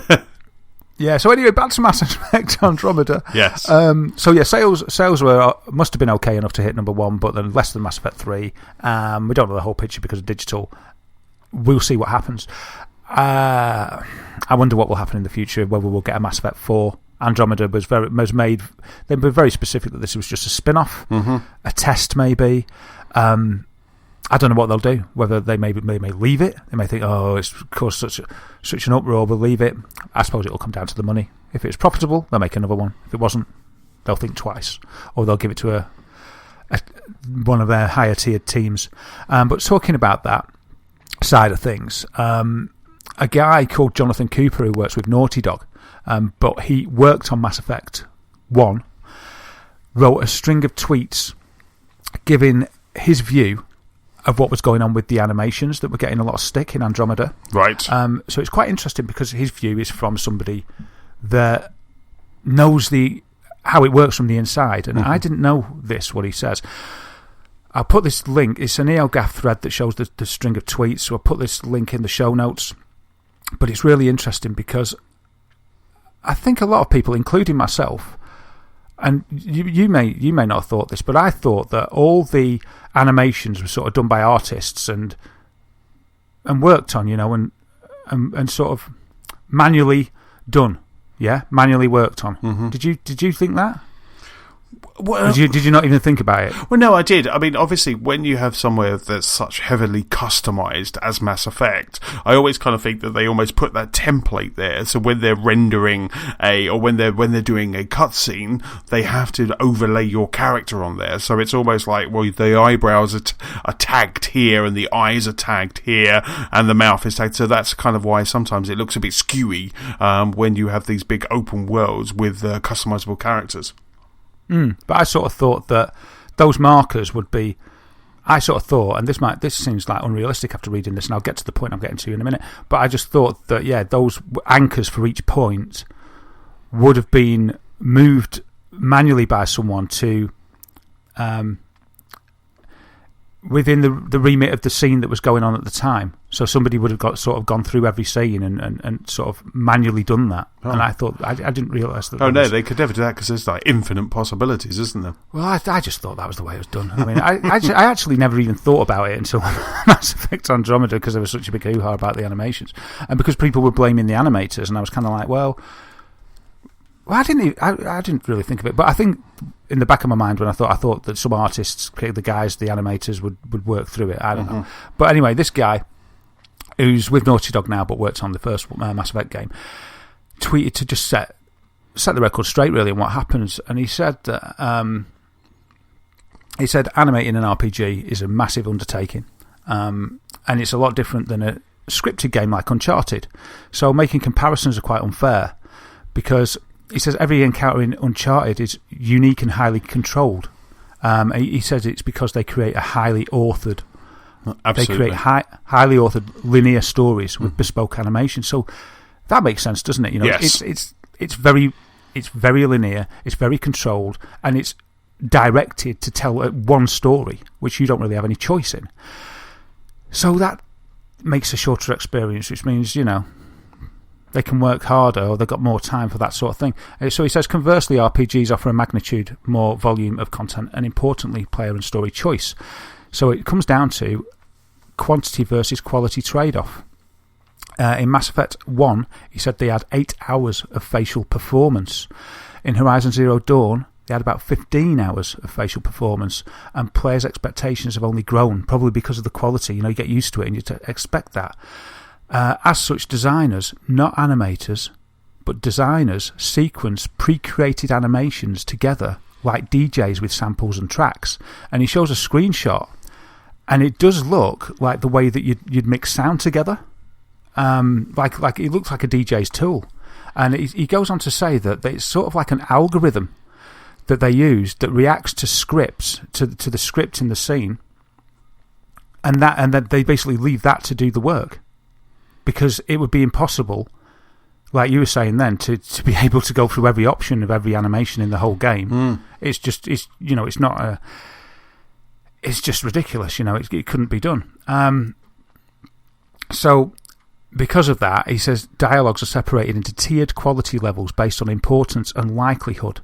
Lowest quality scenes might not be touched by hand. To cover this, they use an algorithm to generate a baseline quality sequence.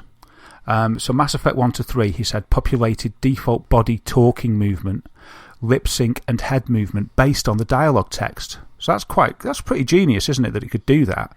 And he said that The Witcher added to that because it also used that, but it added randomly selected body gestures to get better results. So that's interesting because it worked pretty well in The Witcher.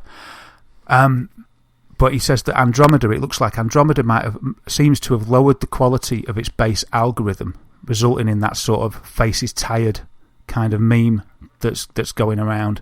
And he's saying that that's presumably because they plan to hit every line by hand. But unfortunately, 5-year dev cycle was impossible to do that. Yeah. So he's sort of saying they probably skimped a little bit on the algorithm because they felt that they could do it all manually. Yes. But maybe were surprised that it was an impossible task. Yeah. But and it looks like by the time they realised that, it was too late. And so that's kind of what happened. So I thought it was an interesting read because I never knew how they did that. And to think, I never would have known that they use an algorithm that based on the script that's going on at the time to sort of do dynamic gestures. That's really cool. It's like quizzical look. yeah. I wonder, it's sort of like if somebody says this, I don't even know how they do it. Or maybe they have some sentences and they have a catch-all phrase like angry within a sentence or something like that, and that triggers the reaction. And I was just thinking about that, and I just thought that's genius, and good animation, bad animation, whatever. I'm sure it's a good adventure in its own right. It's not a rubbish game. It's just not up to the... We talked about it, didn't we? It's just because of the benchmark set, because of the standard set by the others, it shines more in its poorness than it would have done if it just came out on its own. But even so, the work behind that, I think that's really cool. To be able to write an algorithm and then say, right, off you go. That'll just work. That'll just do its thing.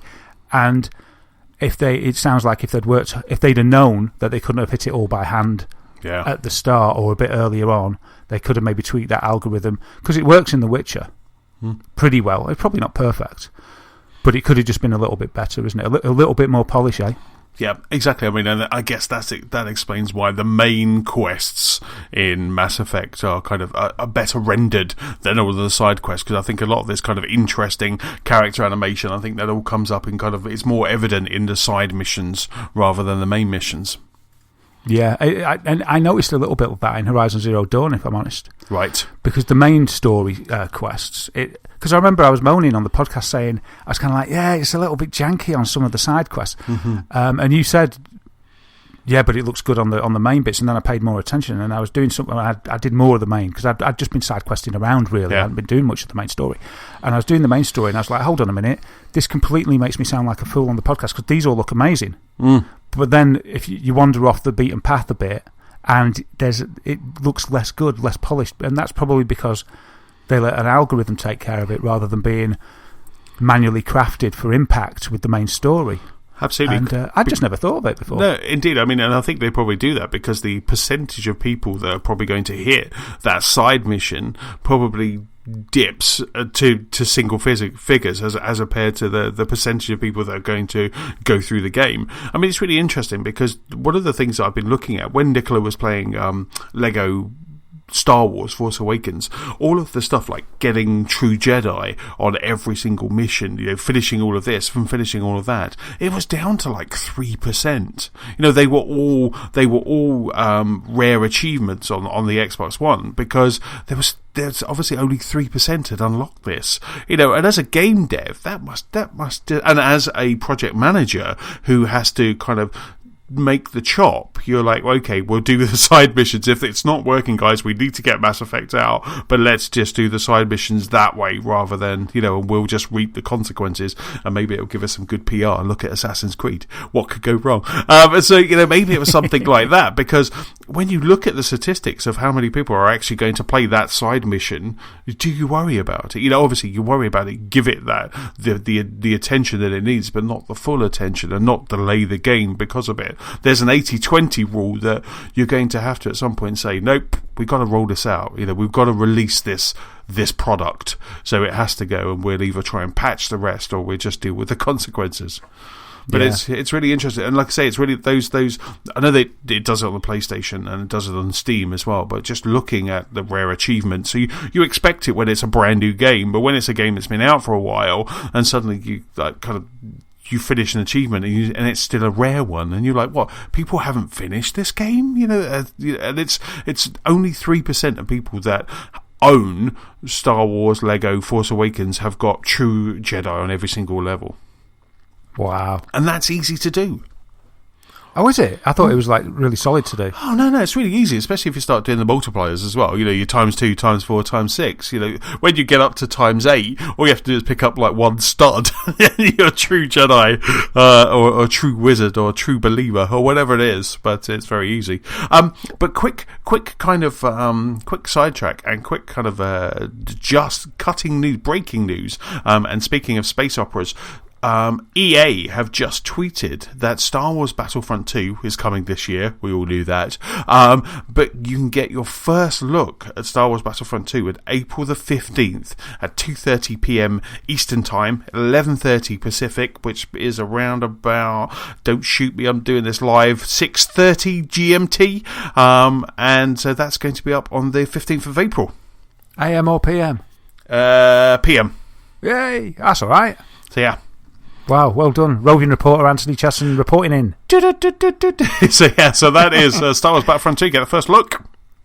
Oh, they have talked about expectations that have been set before and standards that have been set. Yes. How could they top the reveal of Star Wars Battlefront? Because my goodness me, I watched that trailer over and over again. I couldn't believe it.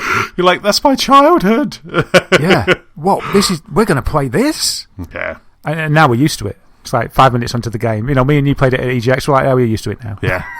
That's really cool. But how can they top it? Wow, I can't wait to see it. Yes, that is quite exciting and brand new news. So, and then the last piece of news is for me also kind of leaks and announcements.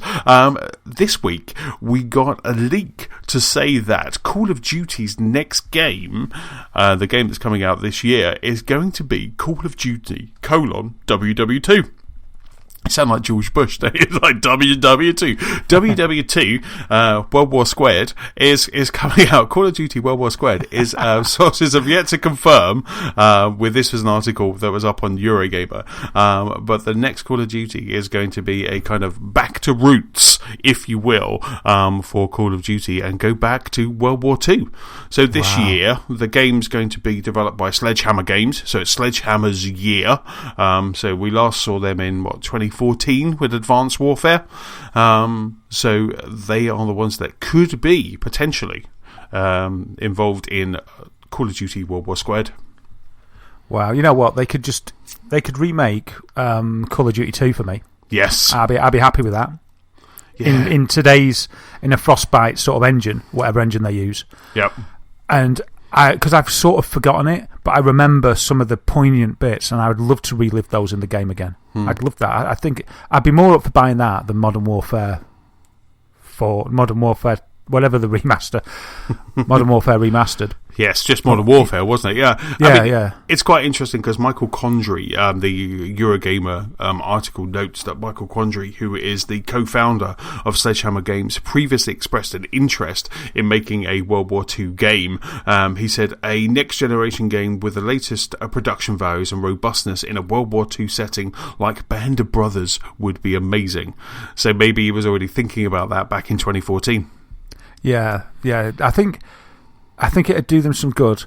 I think we've had enough spectacle. I think we've had enough Michael Bay. It sort of evolved, almost. It was like it sort of crept into this Michael Bay thing over iterations, didn't it? And I think everybody wanted it. I know I loved it when Modern Warfare came out, and the set pieces and stuff. I was like, wow. But on its way, I mean, and I loved the last one as well. I played the space one. I thoroughly enjoyed it for a quick playthrough, but. For me, it's never got that. I don't know. I mean, I think it did make it maybe a better game because it sits in my heart more fondly. It's more memorable. I remember Call of Duty 2 and the poignancy about that, and the sort of the more somber side of things, and the less Hollywoodness, if that's even a word. It makes me very fond of that game, and I loved it at the time, and it made me not only enjoy the game. I've said this many times. I was often just pausing it and just thinking about the terror and the horror of war, and the way that it was done. There was a bit of a somber mood, wasn't there? With that, it was paying tribute to the horrors of war and what really happened, and then it kind of just went berserk with all this like Michael Bay stuff. So, I mean, and we're talking, 10 years ago, or maybe more, maybe 15 years ago. So I think I think it needs to reconnect with its roots, and I think it'd be welcomed. The only pity is that it has been done before, but maybe they, it's like, we're going to do that, we're going to do it better, we're going to make it heart-wrenching, but we're going to make it a fantastic game. I loved it. I loved the slower pace and things. I loved the way it evolved as well. But I just think it lost its realism and its somberness. Obviously, it lost its realism in space, but it sort of lost that. It lost me caring about the characters within the game and caring about what you were fighting for. I cared at first. In that war one, I didn't care about anything. I just wanted to just go through it like a robot shooting stuff. Just get to the end level. If you asked me, I wouldn't have a clue what was going on, but I loved it. Yeah, I mean, Call of Duty 2, quick fact check, Call of Duty 2 came out on Xbox in Europe on December the 2nd, 2005. So it's been 12 years. 12 years, wow. But you're right, I mean, I absolutely loved World at War. The World at War was I thought that was fantastic. I thought that was the one. Do you remember that fighting for that hill? Yes. Oh God! And when you're in the trenches with a flamethrower and things like that, that was amazing, and I really enjoyed that. And I do. That's all I play. I play Call of Duty games just for the single player campaign. That Michael Bay experience. But you're right. It's got, and I think I have said over the last maybe 3 that we've had on the podcast, it's just got more and more bonkers to the point where, same as you, I couldn't name a character in Infinite Warfare. I couldn't name a character or what really happened, but I can. I enjoyed Modern Warfare. I liked Modern Warfare. I'm still playing that because I've got the remaster on my hard drive. I'm still playing that. I really enjoyed that. I thought that was great. But World at War, I thought that was amazing, and that also gave us zombies for the first time. So to go back to World War II, I know both my brothers would be quite happy with that. And to have especially if they are kind of a band of brothers, to have a 4-player co-op experience. I'd buy my brothers copies of that so we could play that, because that sounds like it could be a ton of fun, and that, and say a ton of fun about World War II, but that sounds like it could, that, and that's it, and that's what I think it can need, because after Infinite Warfare, where do you go? You're almost into Destiny, aren't you? Because they've gone to the moon, and now they go beyond that. So now they're Andromeda, they're Mass Effect, they're Destiny. It's just too far for what Call of Duty was, and I prefer the conflicts that they had kind of on Earth rather than kind of up in space. It was nice when you broke off into space in, I think it was Black Ops 2, it could have been, where you went up, that was really cool, but they took it too far. I enjoyed it. It was great fun. It was very much kind of, oh my God, this is so much in my eyeballs. And I'm still going to jump in again with the next Call of Duty this year, which hopefully will be this World War II title. But yeah, so it's a leak of what looks like could be a group of guys. It looks very much like a Band of Brothers screenshot, and with Call of Duty World War II. So that was a leak that kind of happened this week, and obviously Activision, I have declined to comment yet.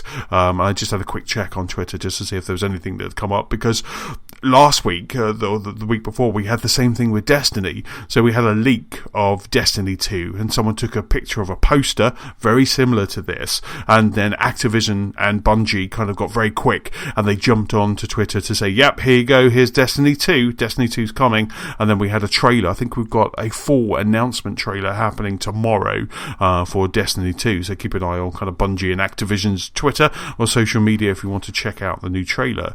But they were very quick to go, yep, that was leaked, damn it, here you go, we're doing the official. So I had a quick look just to see if they'd done the same for Call of Duty, just as we were talking about this, but they didn't. So it's still kind of up there in Leaksville.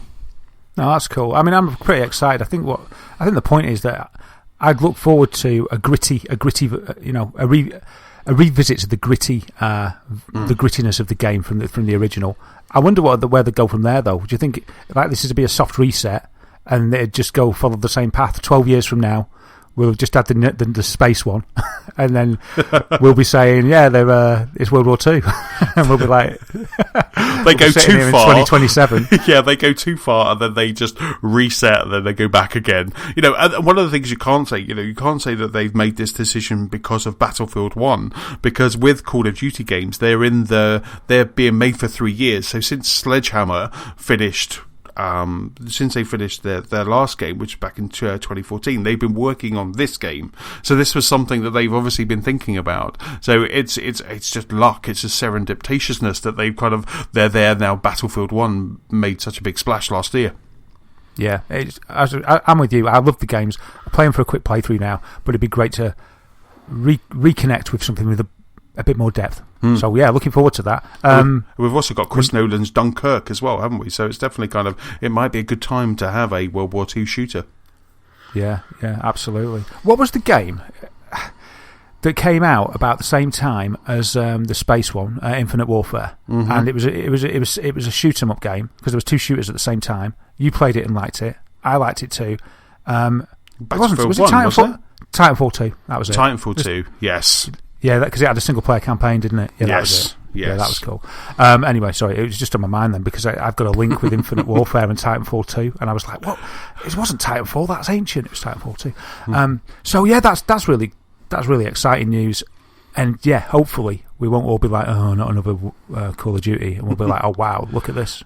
But something like a Call of Duty World War II game, something as big as that, and for them to kind of almost, change the environment, that's you would expect to see that at the start of a PlayStation conference or an Xbox conference. That's a great way to start one of those E3 conferences, I think, to have this kind of gritty, looking fantastic World War II game.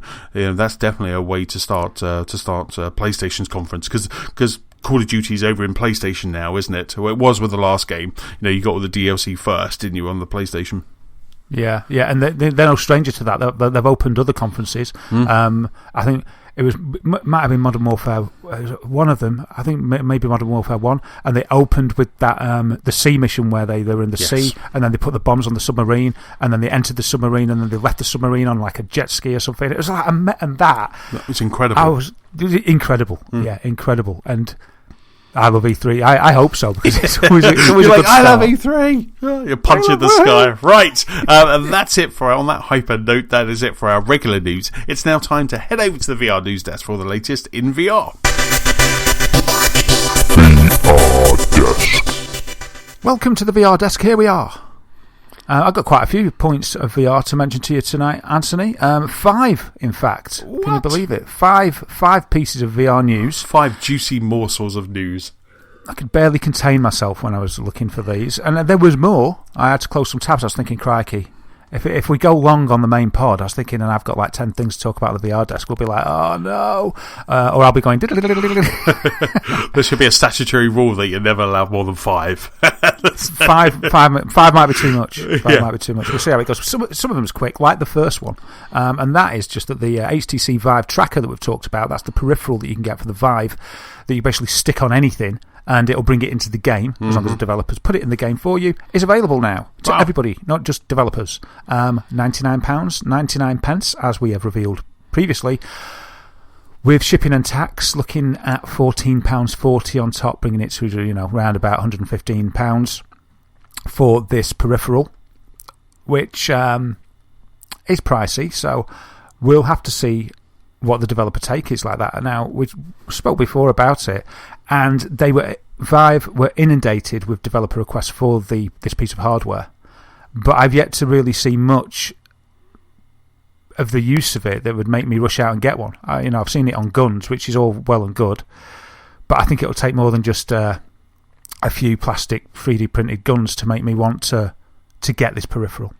So we'll see what happens with it. But I'm glad it's out there, because it's all about innovation, isn't it? Yes, absolutely. With that being out there, then people can start using it, and they'll give you a good reason to buy one. Yeah, absolutely, and that's what we're waiting for. Though I've been thinking, remember a few episodes ago, it might have been a month or so ago, I was listing off all this stuff that I was thinking I wanted: a 1080 Ti, the tracker peripheral. It was one episode and everything in it. I was like, oh, this is another thing. The TP cast to make the Vive wireless, and the new deluxe headset thing for it. Everything's like £100 this, £100 that, and the 1080 Ti is like £700. And I had a little think, and I thought, you know what? I hope I haven't said this on another pod. I think maybe I said it to you offline, so I hope I'm not boring you with it. But I was kind of thinking, because my birthday's coming up, and Claire was like, well, what do you want? And I was kind of like, well, that TP cast would be really good because it makes it wireless. This tracker thing could be really good, and so would that headset thing. But I just sort of went, but hold on a minute. If all this is coming out now, wouldn't it make more sense just to wait for the next gen? Mm-hmm. Because surely all these things will be implemented in the next gen. Surely you'd get a tracker provided. Surely they'd make it wireless. For a start, it would probably limit people returning vibes and having problems by stamping on wires, things like that, pulling them out of the headset or the PC and stuff. It probably meant them last longer with no wires. So it makes sense to do that. So I just sort of said to Claire, when put on the spot about it, I was kind of like, something, I think I'll just leave it and wait. Because let's just see how it goes. I've made my investment. It works. It's not like these are nice to have. Yeah, the wireless thing's quite good, but I'm not going to do a somersault anyway. So I'm all right with the wires.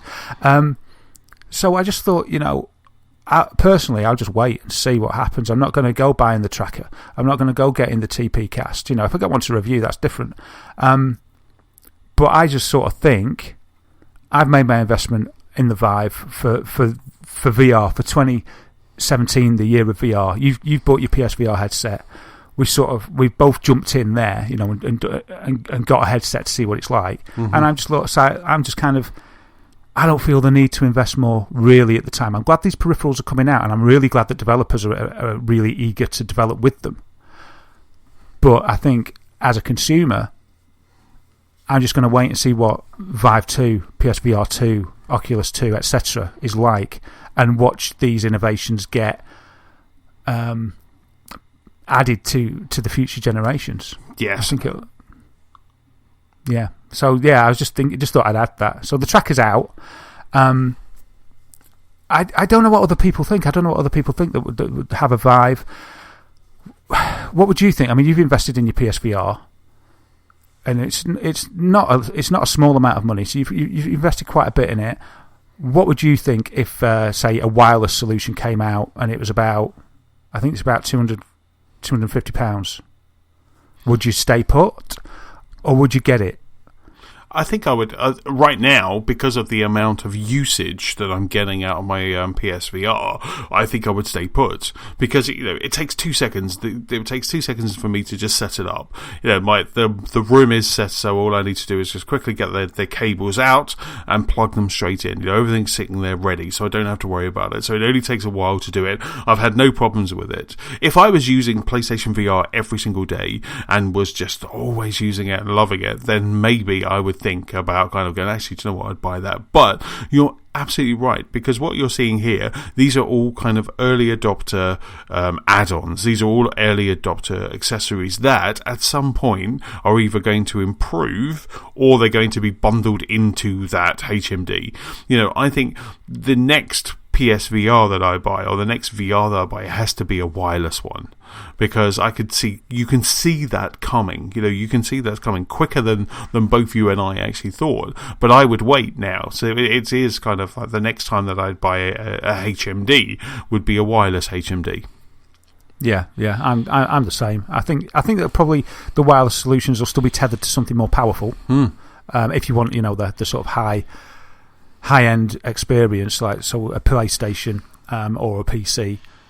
But I think that, I think there's going to be wireless, but I think it'll come in the next iteration. And I just think, like you say, I think you've put it really well. It's like these are all things that kind of you miss out being an early adopter, but in the refined model later on, because there's been that flurry of activity and that innovation between models, then that's going to go on the next model.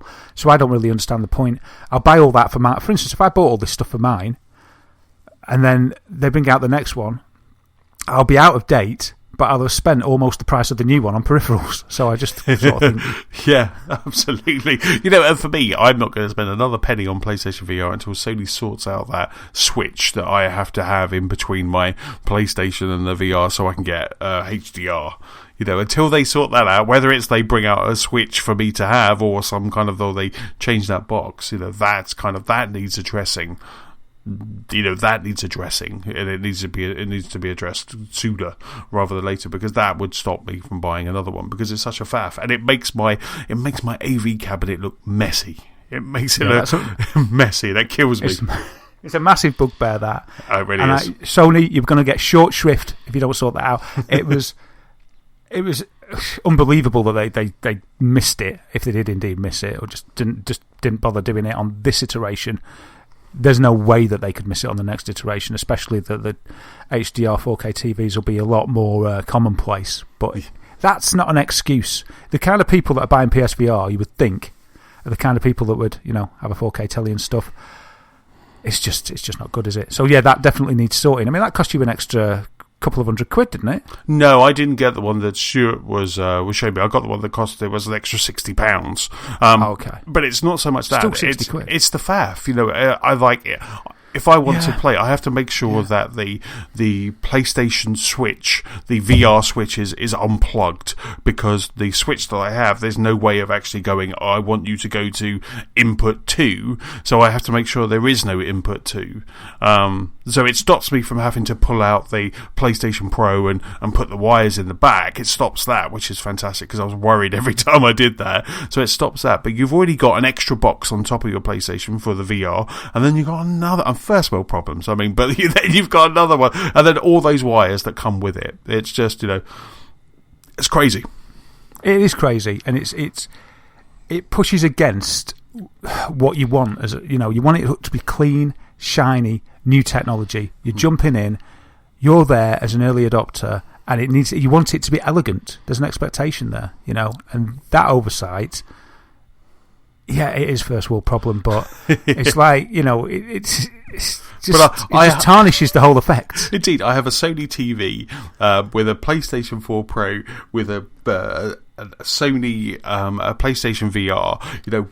Why those departments couldn't have got together and gone, right, we need to make sure that Pro. I mean, I'd give them a pass if it didn't work on the vanilla PlayStation. If it doesn't work on the PlayStation Slim, I give them a pass there, but I don't give them a pass on the PlayStation 4 Pro.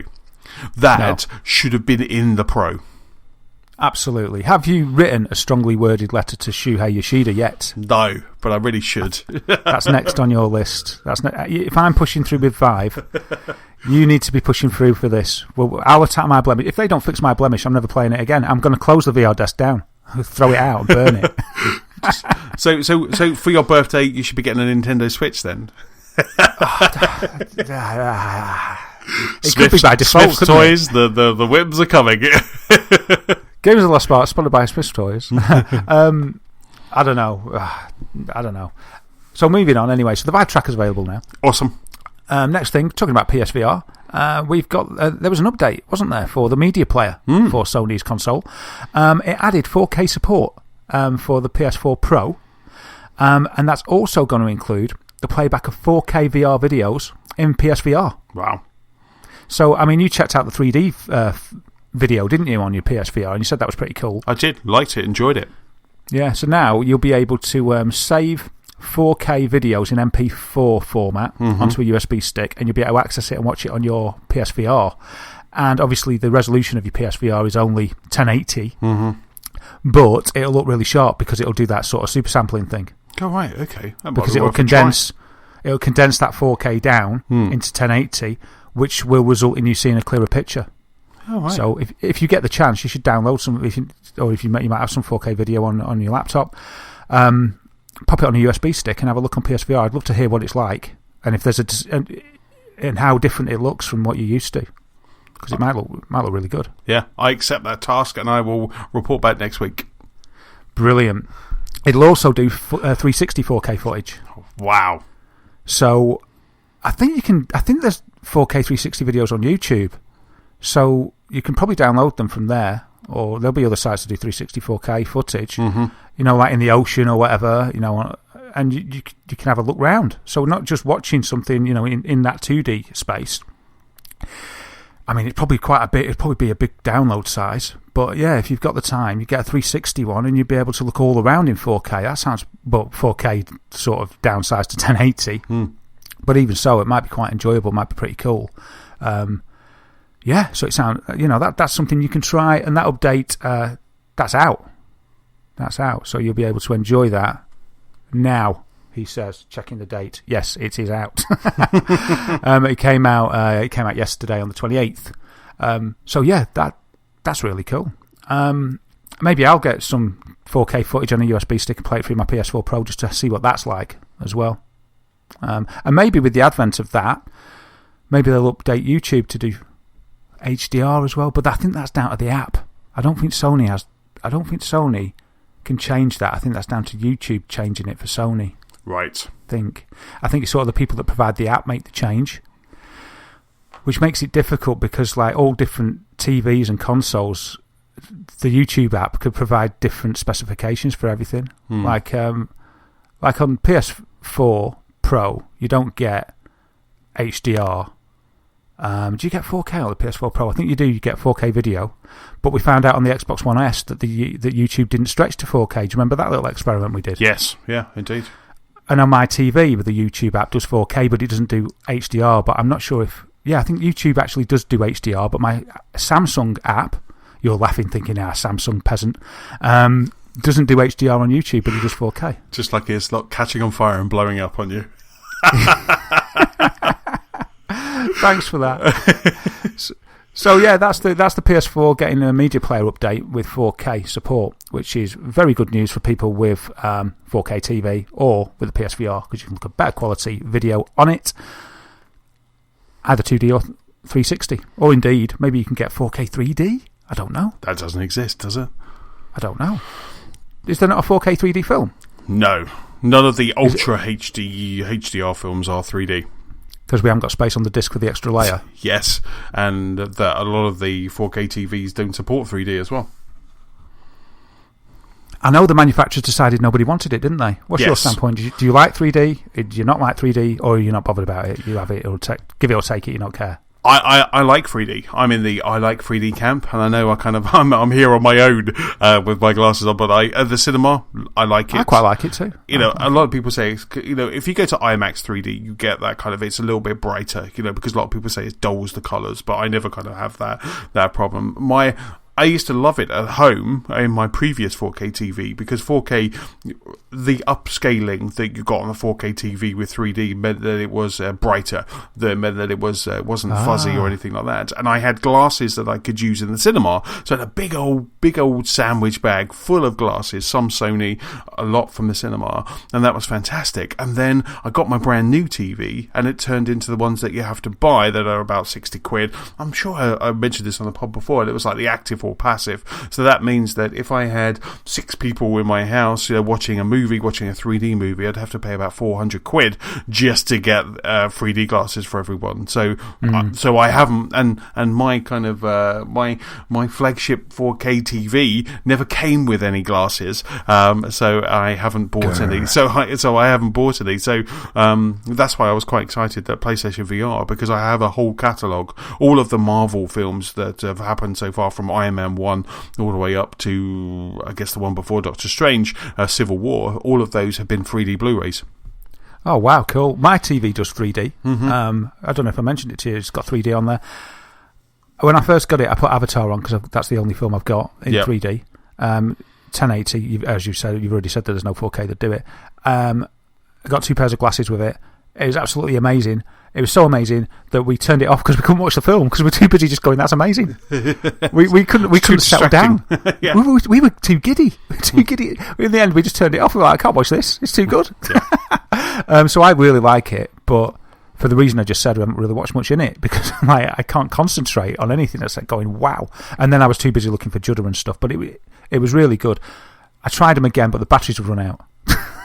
Exactly, that's what I mean. So yours are the same as the ones that I need for mine, for my current TV, and that's it. You need their watch batteries then, and it's just all just like too. And also, you'll find that if your room is too bright, because they are doing that flicky thing, because if it's too bright, sometimes that stops the 3D-ness, and that's why I really loved my previous TV, because they were just the cinema glasses that you just stuck on. They're very comfortable.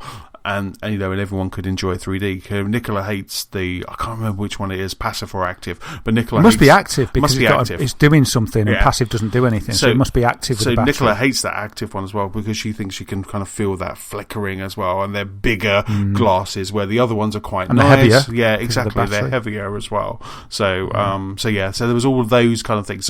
So by switching from passive to active, it kind of ruined the 3D experience at home. But I do like it at IMAX. It was Star Wars, Force Awakens and also Rogue One, there were some fantastic 3D bits.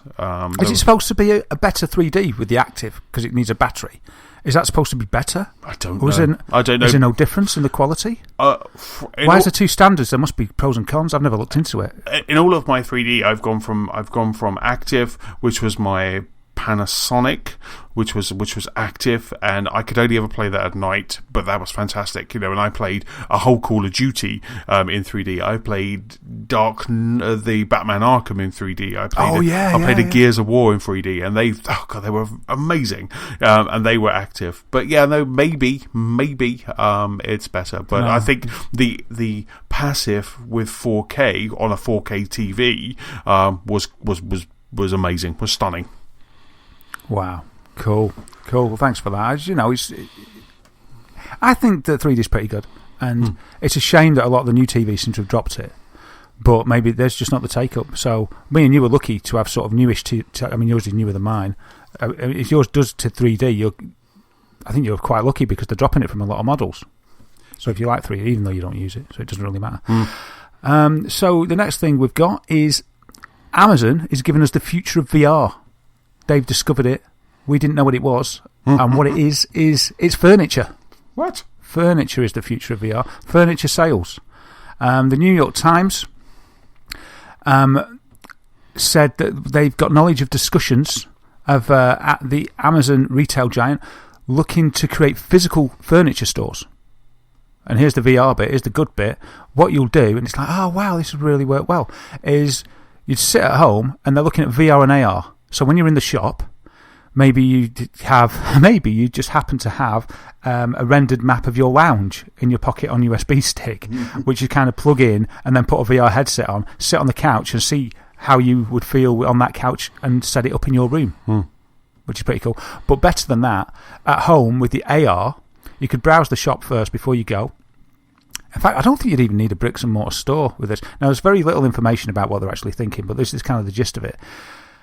You're at home, you're looking at a sofa or whatever, or a table or whatever it is. So in AR, you just get that in AR in your house and position it where you want it and see if it fits. Now, I think that is cool. Big old sofa, not sure if you've got the room.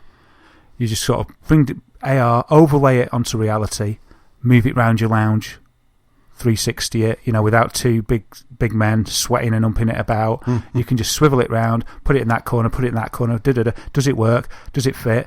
Oh wow, this new table, does it go? Does it match the walls? Does it fit the space? I think that's a really cool idea. It's a superb idea. I mean, Sony did something like that. A good 5 years ago, where you had to print out. Not another BMW moment. Sony did a thing where you had to print out like a QR code, and so you had a space, and then you put the QR code maybe on the wall. Like blue tack it onto the wall or something, and then you got your phone out and you could then kind of track with a marker, and then it put the TV on there. So you go, right, okay, I want a 55-inch TV, and you put the 55-inch TV where you think it's going to go, and then they go, oh, actually, I could have a 65, and then suddenly you've then got like a 65-inch TV, and you go, oh, okay, I can fit a 65 there. That's perfect, because it kind of adjusted the space, and so that absolutely. was. And then the sales guy can say, he goes, you've got room for a 75 there. He says, what, you're buying a 65 cheapskate? You've got plenty of room on that wall. Absolutely.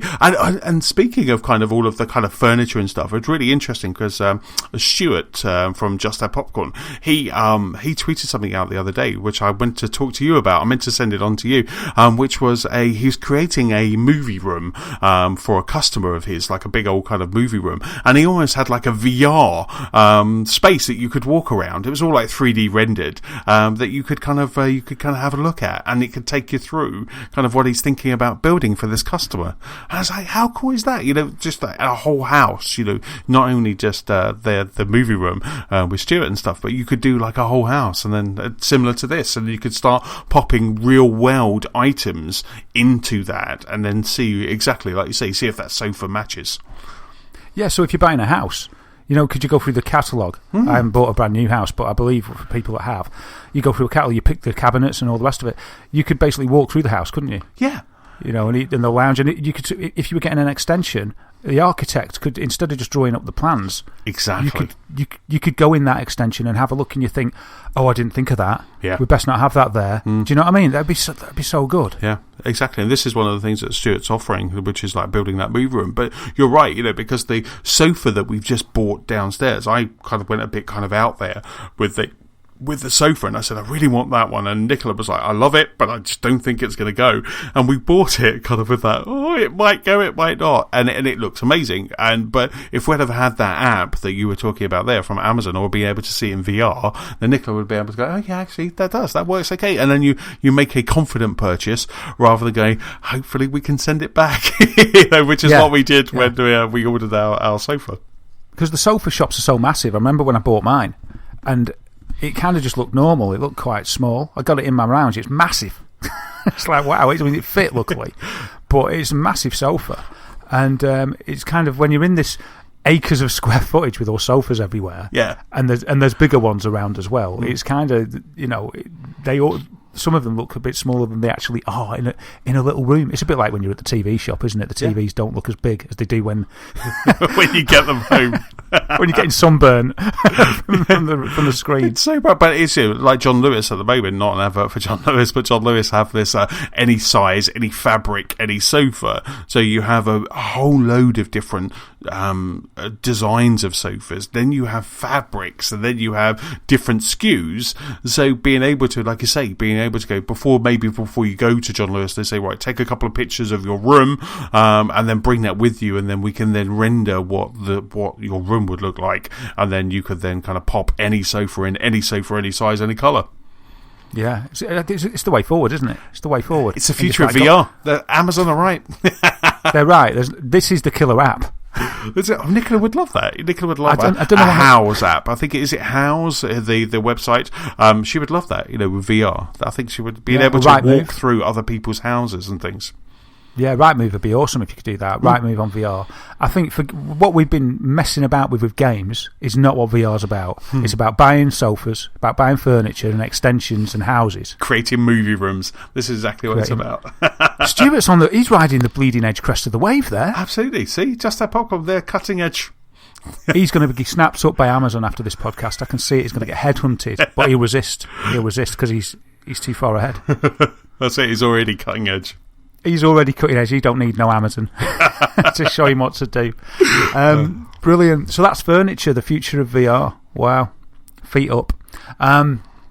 Next we have point 4 on the VR News Desk list is the Vive, HTC Vive, have joined up with Warner Brothers to be the sole provider of Ready Player One content. Wow. Yeah. To sort of partner up with them in light of the Ready Player One movie that Steven Spielberg's directing, that's coming out in 2018. So we're getting closer to that movie getting released. A movie that the rights were fought over, that movie, before the book even was released. Really? Yeah. That's how desirable the IP was. As you know, I love this book. It's one of my favourite books of all time. Ready Player One. Guys, if you haven't read it, please read it. It's awesome. If you're a gamer, you're going to love it. And it's also been tested. I had a friend who read it who wasn't a gamer, and she absolutely loved it because of all the 80s references in it. But she gave it to her nephew. He was born in something like, I don't know, 90s. So he wasn't even around for all that 80s stuff, but he loved it as well. He absolutely loved it. And I thought that maybe people that didn't have that nostalgia, that nostalgic attachment to some of the content wouldn't like it, but she said he loved it. My nephews love it as well. In fact, Lucas, he says it's one of the best books he's ever read. I think, Lucas, if you're listening, I'm pretty sure you said that. And it is just a fantastic book. So yeah, it's. I think you sent me this little snippet of news, and you said this has got me all over it, and it totally has. I mean, you got Vive and Ready Player One joining forces with VR, and it's kind of, somebody had to do it, didn't they? Yes. You know, this film. Well, I can't really comment on the film. The film, I reserve judgment on the film. I don't know how they're going to make a film of this book, because the licensing alone must be a complete nightmare. I think it's going to be different. Maybe a reimagining. because I don't understand how they could actually do it with all the IPs and stuff that it mentioned. It would be a producer's nightmare, I imagine. But we're going to get some content from Vive, so I'm going to be privy to it. I hope it's good, because you, on your PSVR, you get your Star Wars stuff. You get your Resident Evil 7, even though I'm a bit too fearful to play it. I'm sure there's another exclusive that's coming out on PSVR that I'm going to be missing out on. So I'm not happy. And VR, Rock Band VR, that's on Oculus. Mm-hmm. So I'm stamping my foot about that. What is there for me? Hey? That's what I'm asking, Anthony. What's for me? They heard you. They were like, what does Darren love more than anything? I know, Ready Player One. Let's give it to him as a HCC. The Vive directory was looking at the Neuronet. It goes, we've got a disgruntled customer just jacked in. Oh, yeah, that's that Darren Whittam from Thornton. He's always moaning. Oh, he's not happy because Rock Band VR is an Oculus exclusive and Star Wars is only on PSVR. All right, I'll tell you what. Get Warner Brothers on the line. We'll team up for Ready Player One. That should keep him happy. And then it happened. So there you go. So we don't know what content's going to come at the moment, but we know that they're committed to delivering content in tandem with this film coming out. It might just be marketing, I suppose. But we'll see. What's the betting? There'll be an experience. I think there might be an experience. But if I can jack into a simulated Oasis on my Vive, that'd be fantastic. You know what would make it even better? If the lens on the left hasn't got a rainbow blemish on it. We'll see what happens with that. But talking about marketing, that brings me to my last point. HTC have also announced that as the medium is growing a little bit, they're working on the ad service. So they're going to make sort of like intelligent ads. You know, like those really relevant ads you get at the bottom of the websites about like local woman won £1 million with this crazy trick and all that kind of thing. Yes. Really relevant and targeted. Well, they're going to have adverts, which, you know, you expect. And I can put up with adverts when I understand that that's, if it makes something cheaper or if it makes things get made because developers get paid, then, you know, I can understand it. I don't really like to be bombarded. But the interesting thing about these HTC Vive ads, because they're in VR, they're going to know if you've looked at them. Oh, right. Okay. So that's the thing about these. So you'll have your ads placed around, but because of the way that the VR headset tracks you, I mean, we haven't got eye tracking yet, but it's got directional tracking. The ads are going to be set to recognise if they've been looked at. So they'll be able to give more in-depth information, really, about how they're viewed, when they're viewed, how long they're viewed for, and things like that. And then that's supposed to enable the advertisers to give you better adverts that are more relevant. But regardless of that, you might feel a bit guilty. It's like, oh, I'm neglecting that advert. It's kind of like, look at me, because it knows. just give it a quick look. Just look at it, just so it knows that you've actually kind of put your eyes on it. That's a snub, though, isn't it? Yes, I guess so, yeah. If you just look and then look away. Anthony Chesson snubbed an advert in Sector 1. Keep your eye on him. So, yeah, adverts that are going to know if you've looked at them. I imagine advertising is massive and it'll only evolve with eye tracking and things like that. And if VR grows and grows and if AR becomes more commonplace, this kind of thing is going to be rife. I saw a video once. I just thought of it now, so I haven't got a link for it. But it was an imagination, an imaginary future where you use AR all the time. And this guy was walking through the supermarket and literally there was adverts everywhere within his vision. And it was like a rainbow had thrown up everywhere, really. And it was just like you could hardly see for the adverts all around. And it's kind of like that's a scary view of the future. When you think of something that could be used for such good and such be helpful, but maybe that it wouldn't work if it bombarded you too much, because people would be just taking these glasses off, because there'd have to be a hook, wouldn't there, to make you stay in that AR environment. You know, it couldn't be like that. But it was quite an eye opener. I'll try and find it and I'll send it to you, Anthony. Yes. If you deem it good enough, maybe we'll tweet it out rather than put it in the show notes, because I'm not sure how I'll be able to find it again, as I can't remember the title.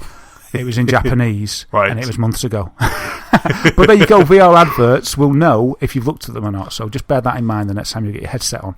And I don't know if there's any Ann Summers adverts out there. Maybe make sure you don't look at them.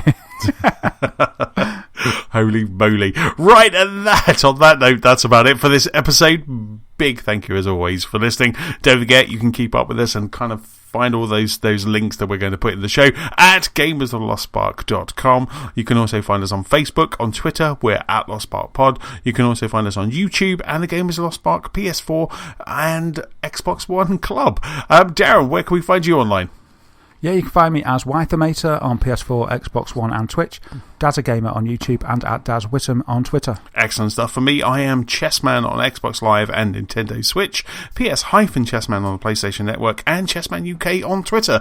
If you have any feedback, please send it to our email address. That's feedback@gamersoflostspark.com. Also, if you're feeling generous, you can leave us a review on iTunes, or you can also subscribe. That's about it. I'm going to go and play some Zelda. Cheers. Bye.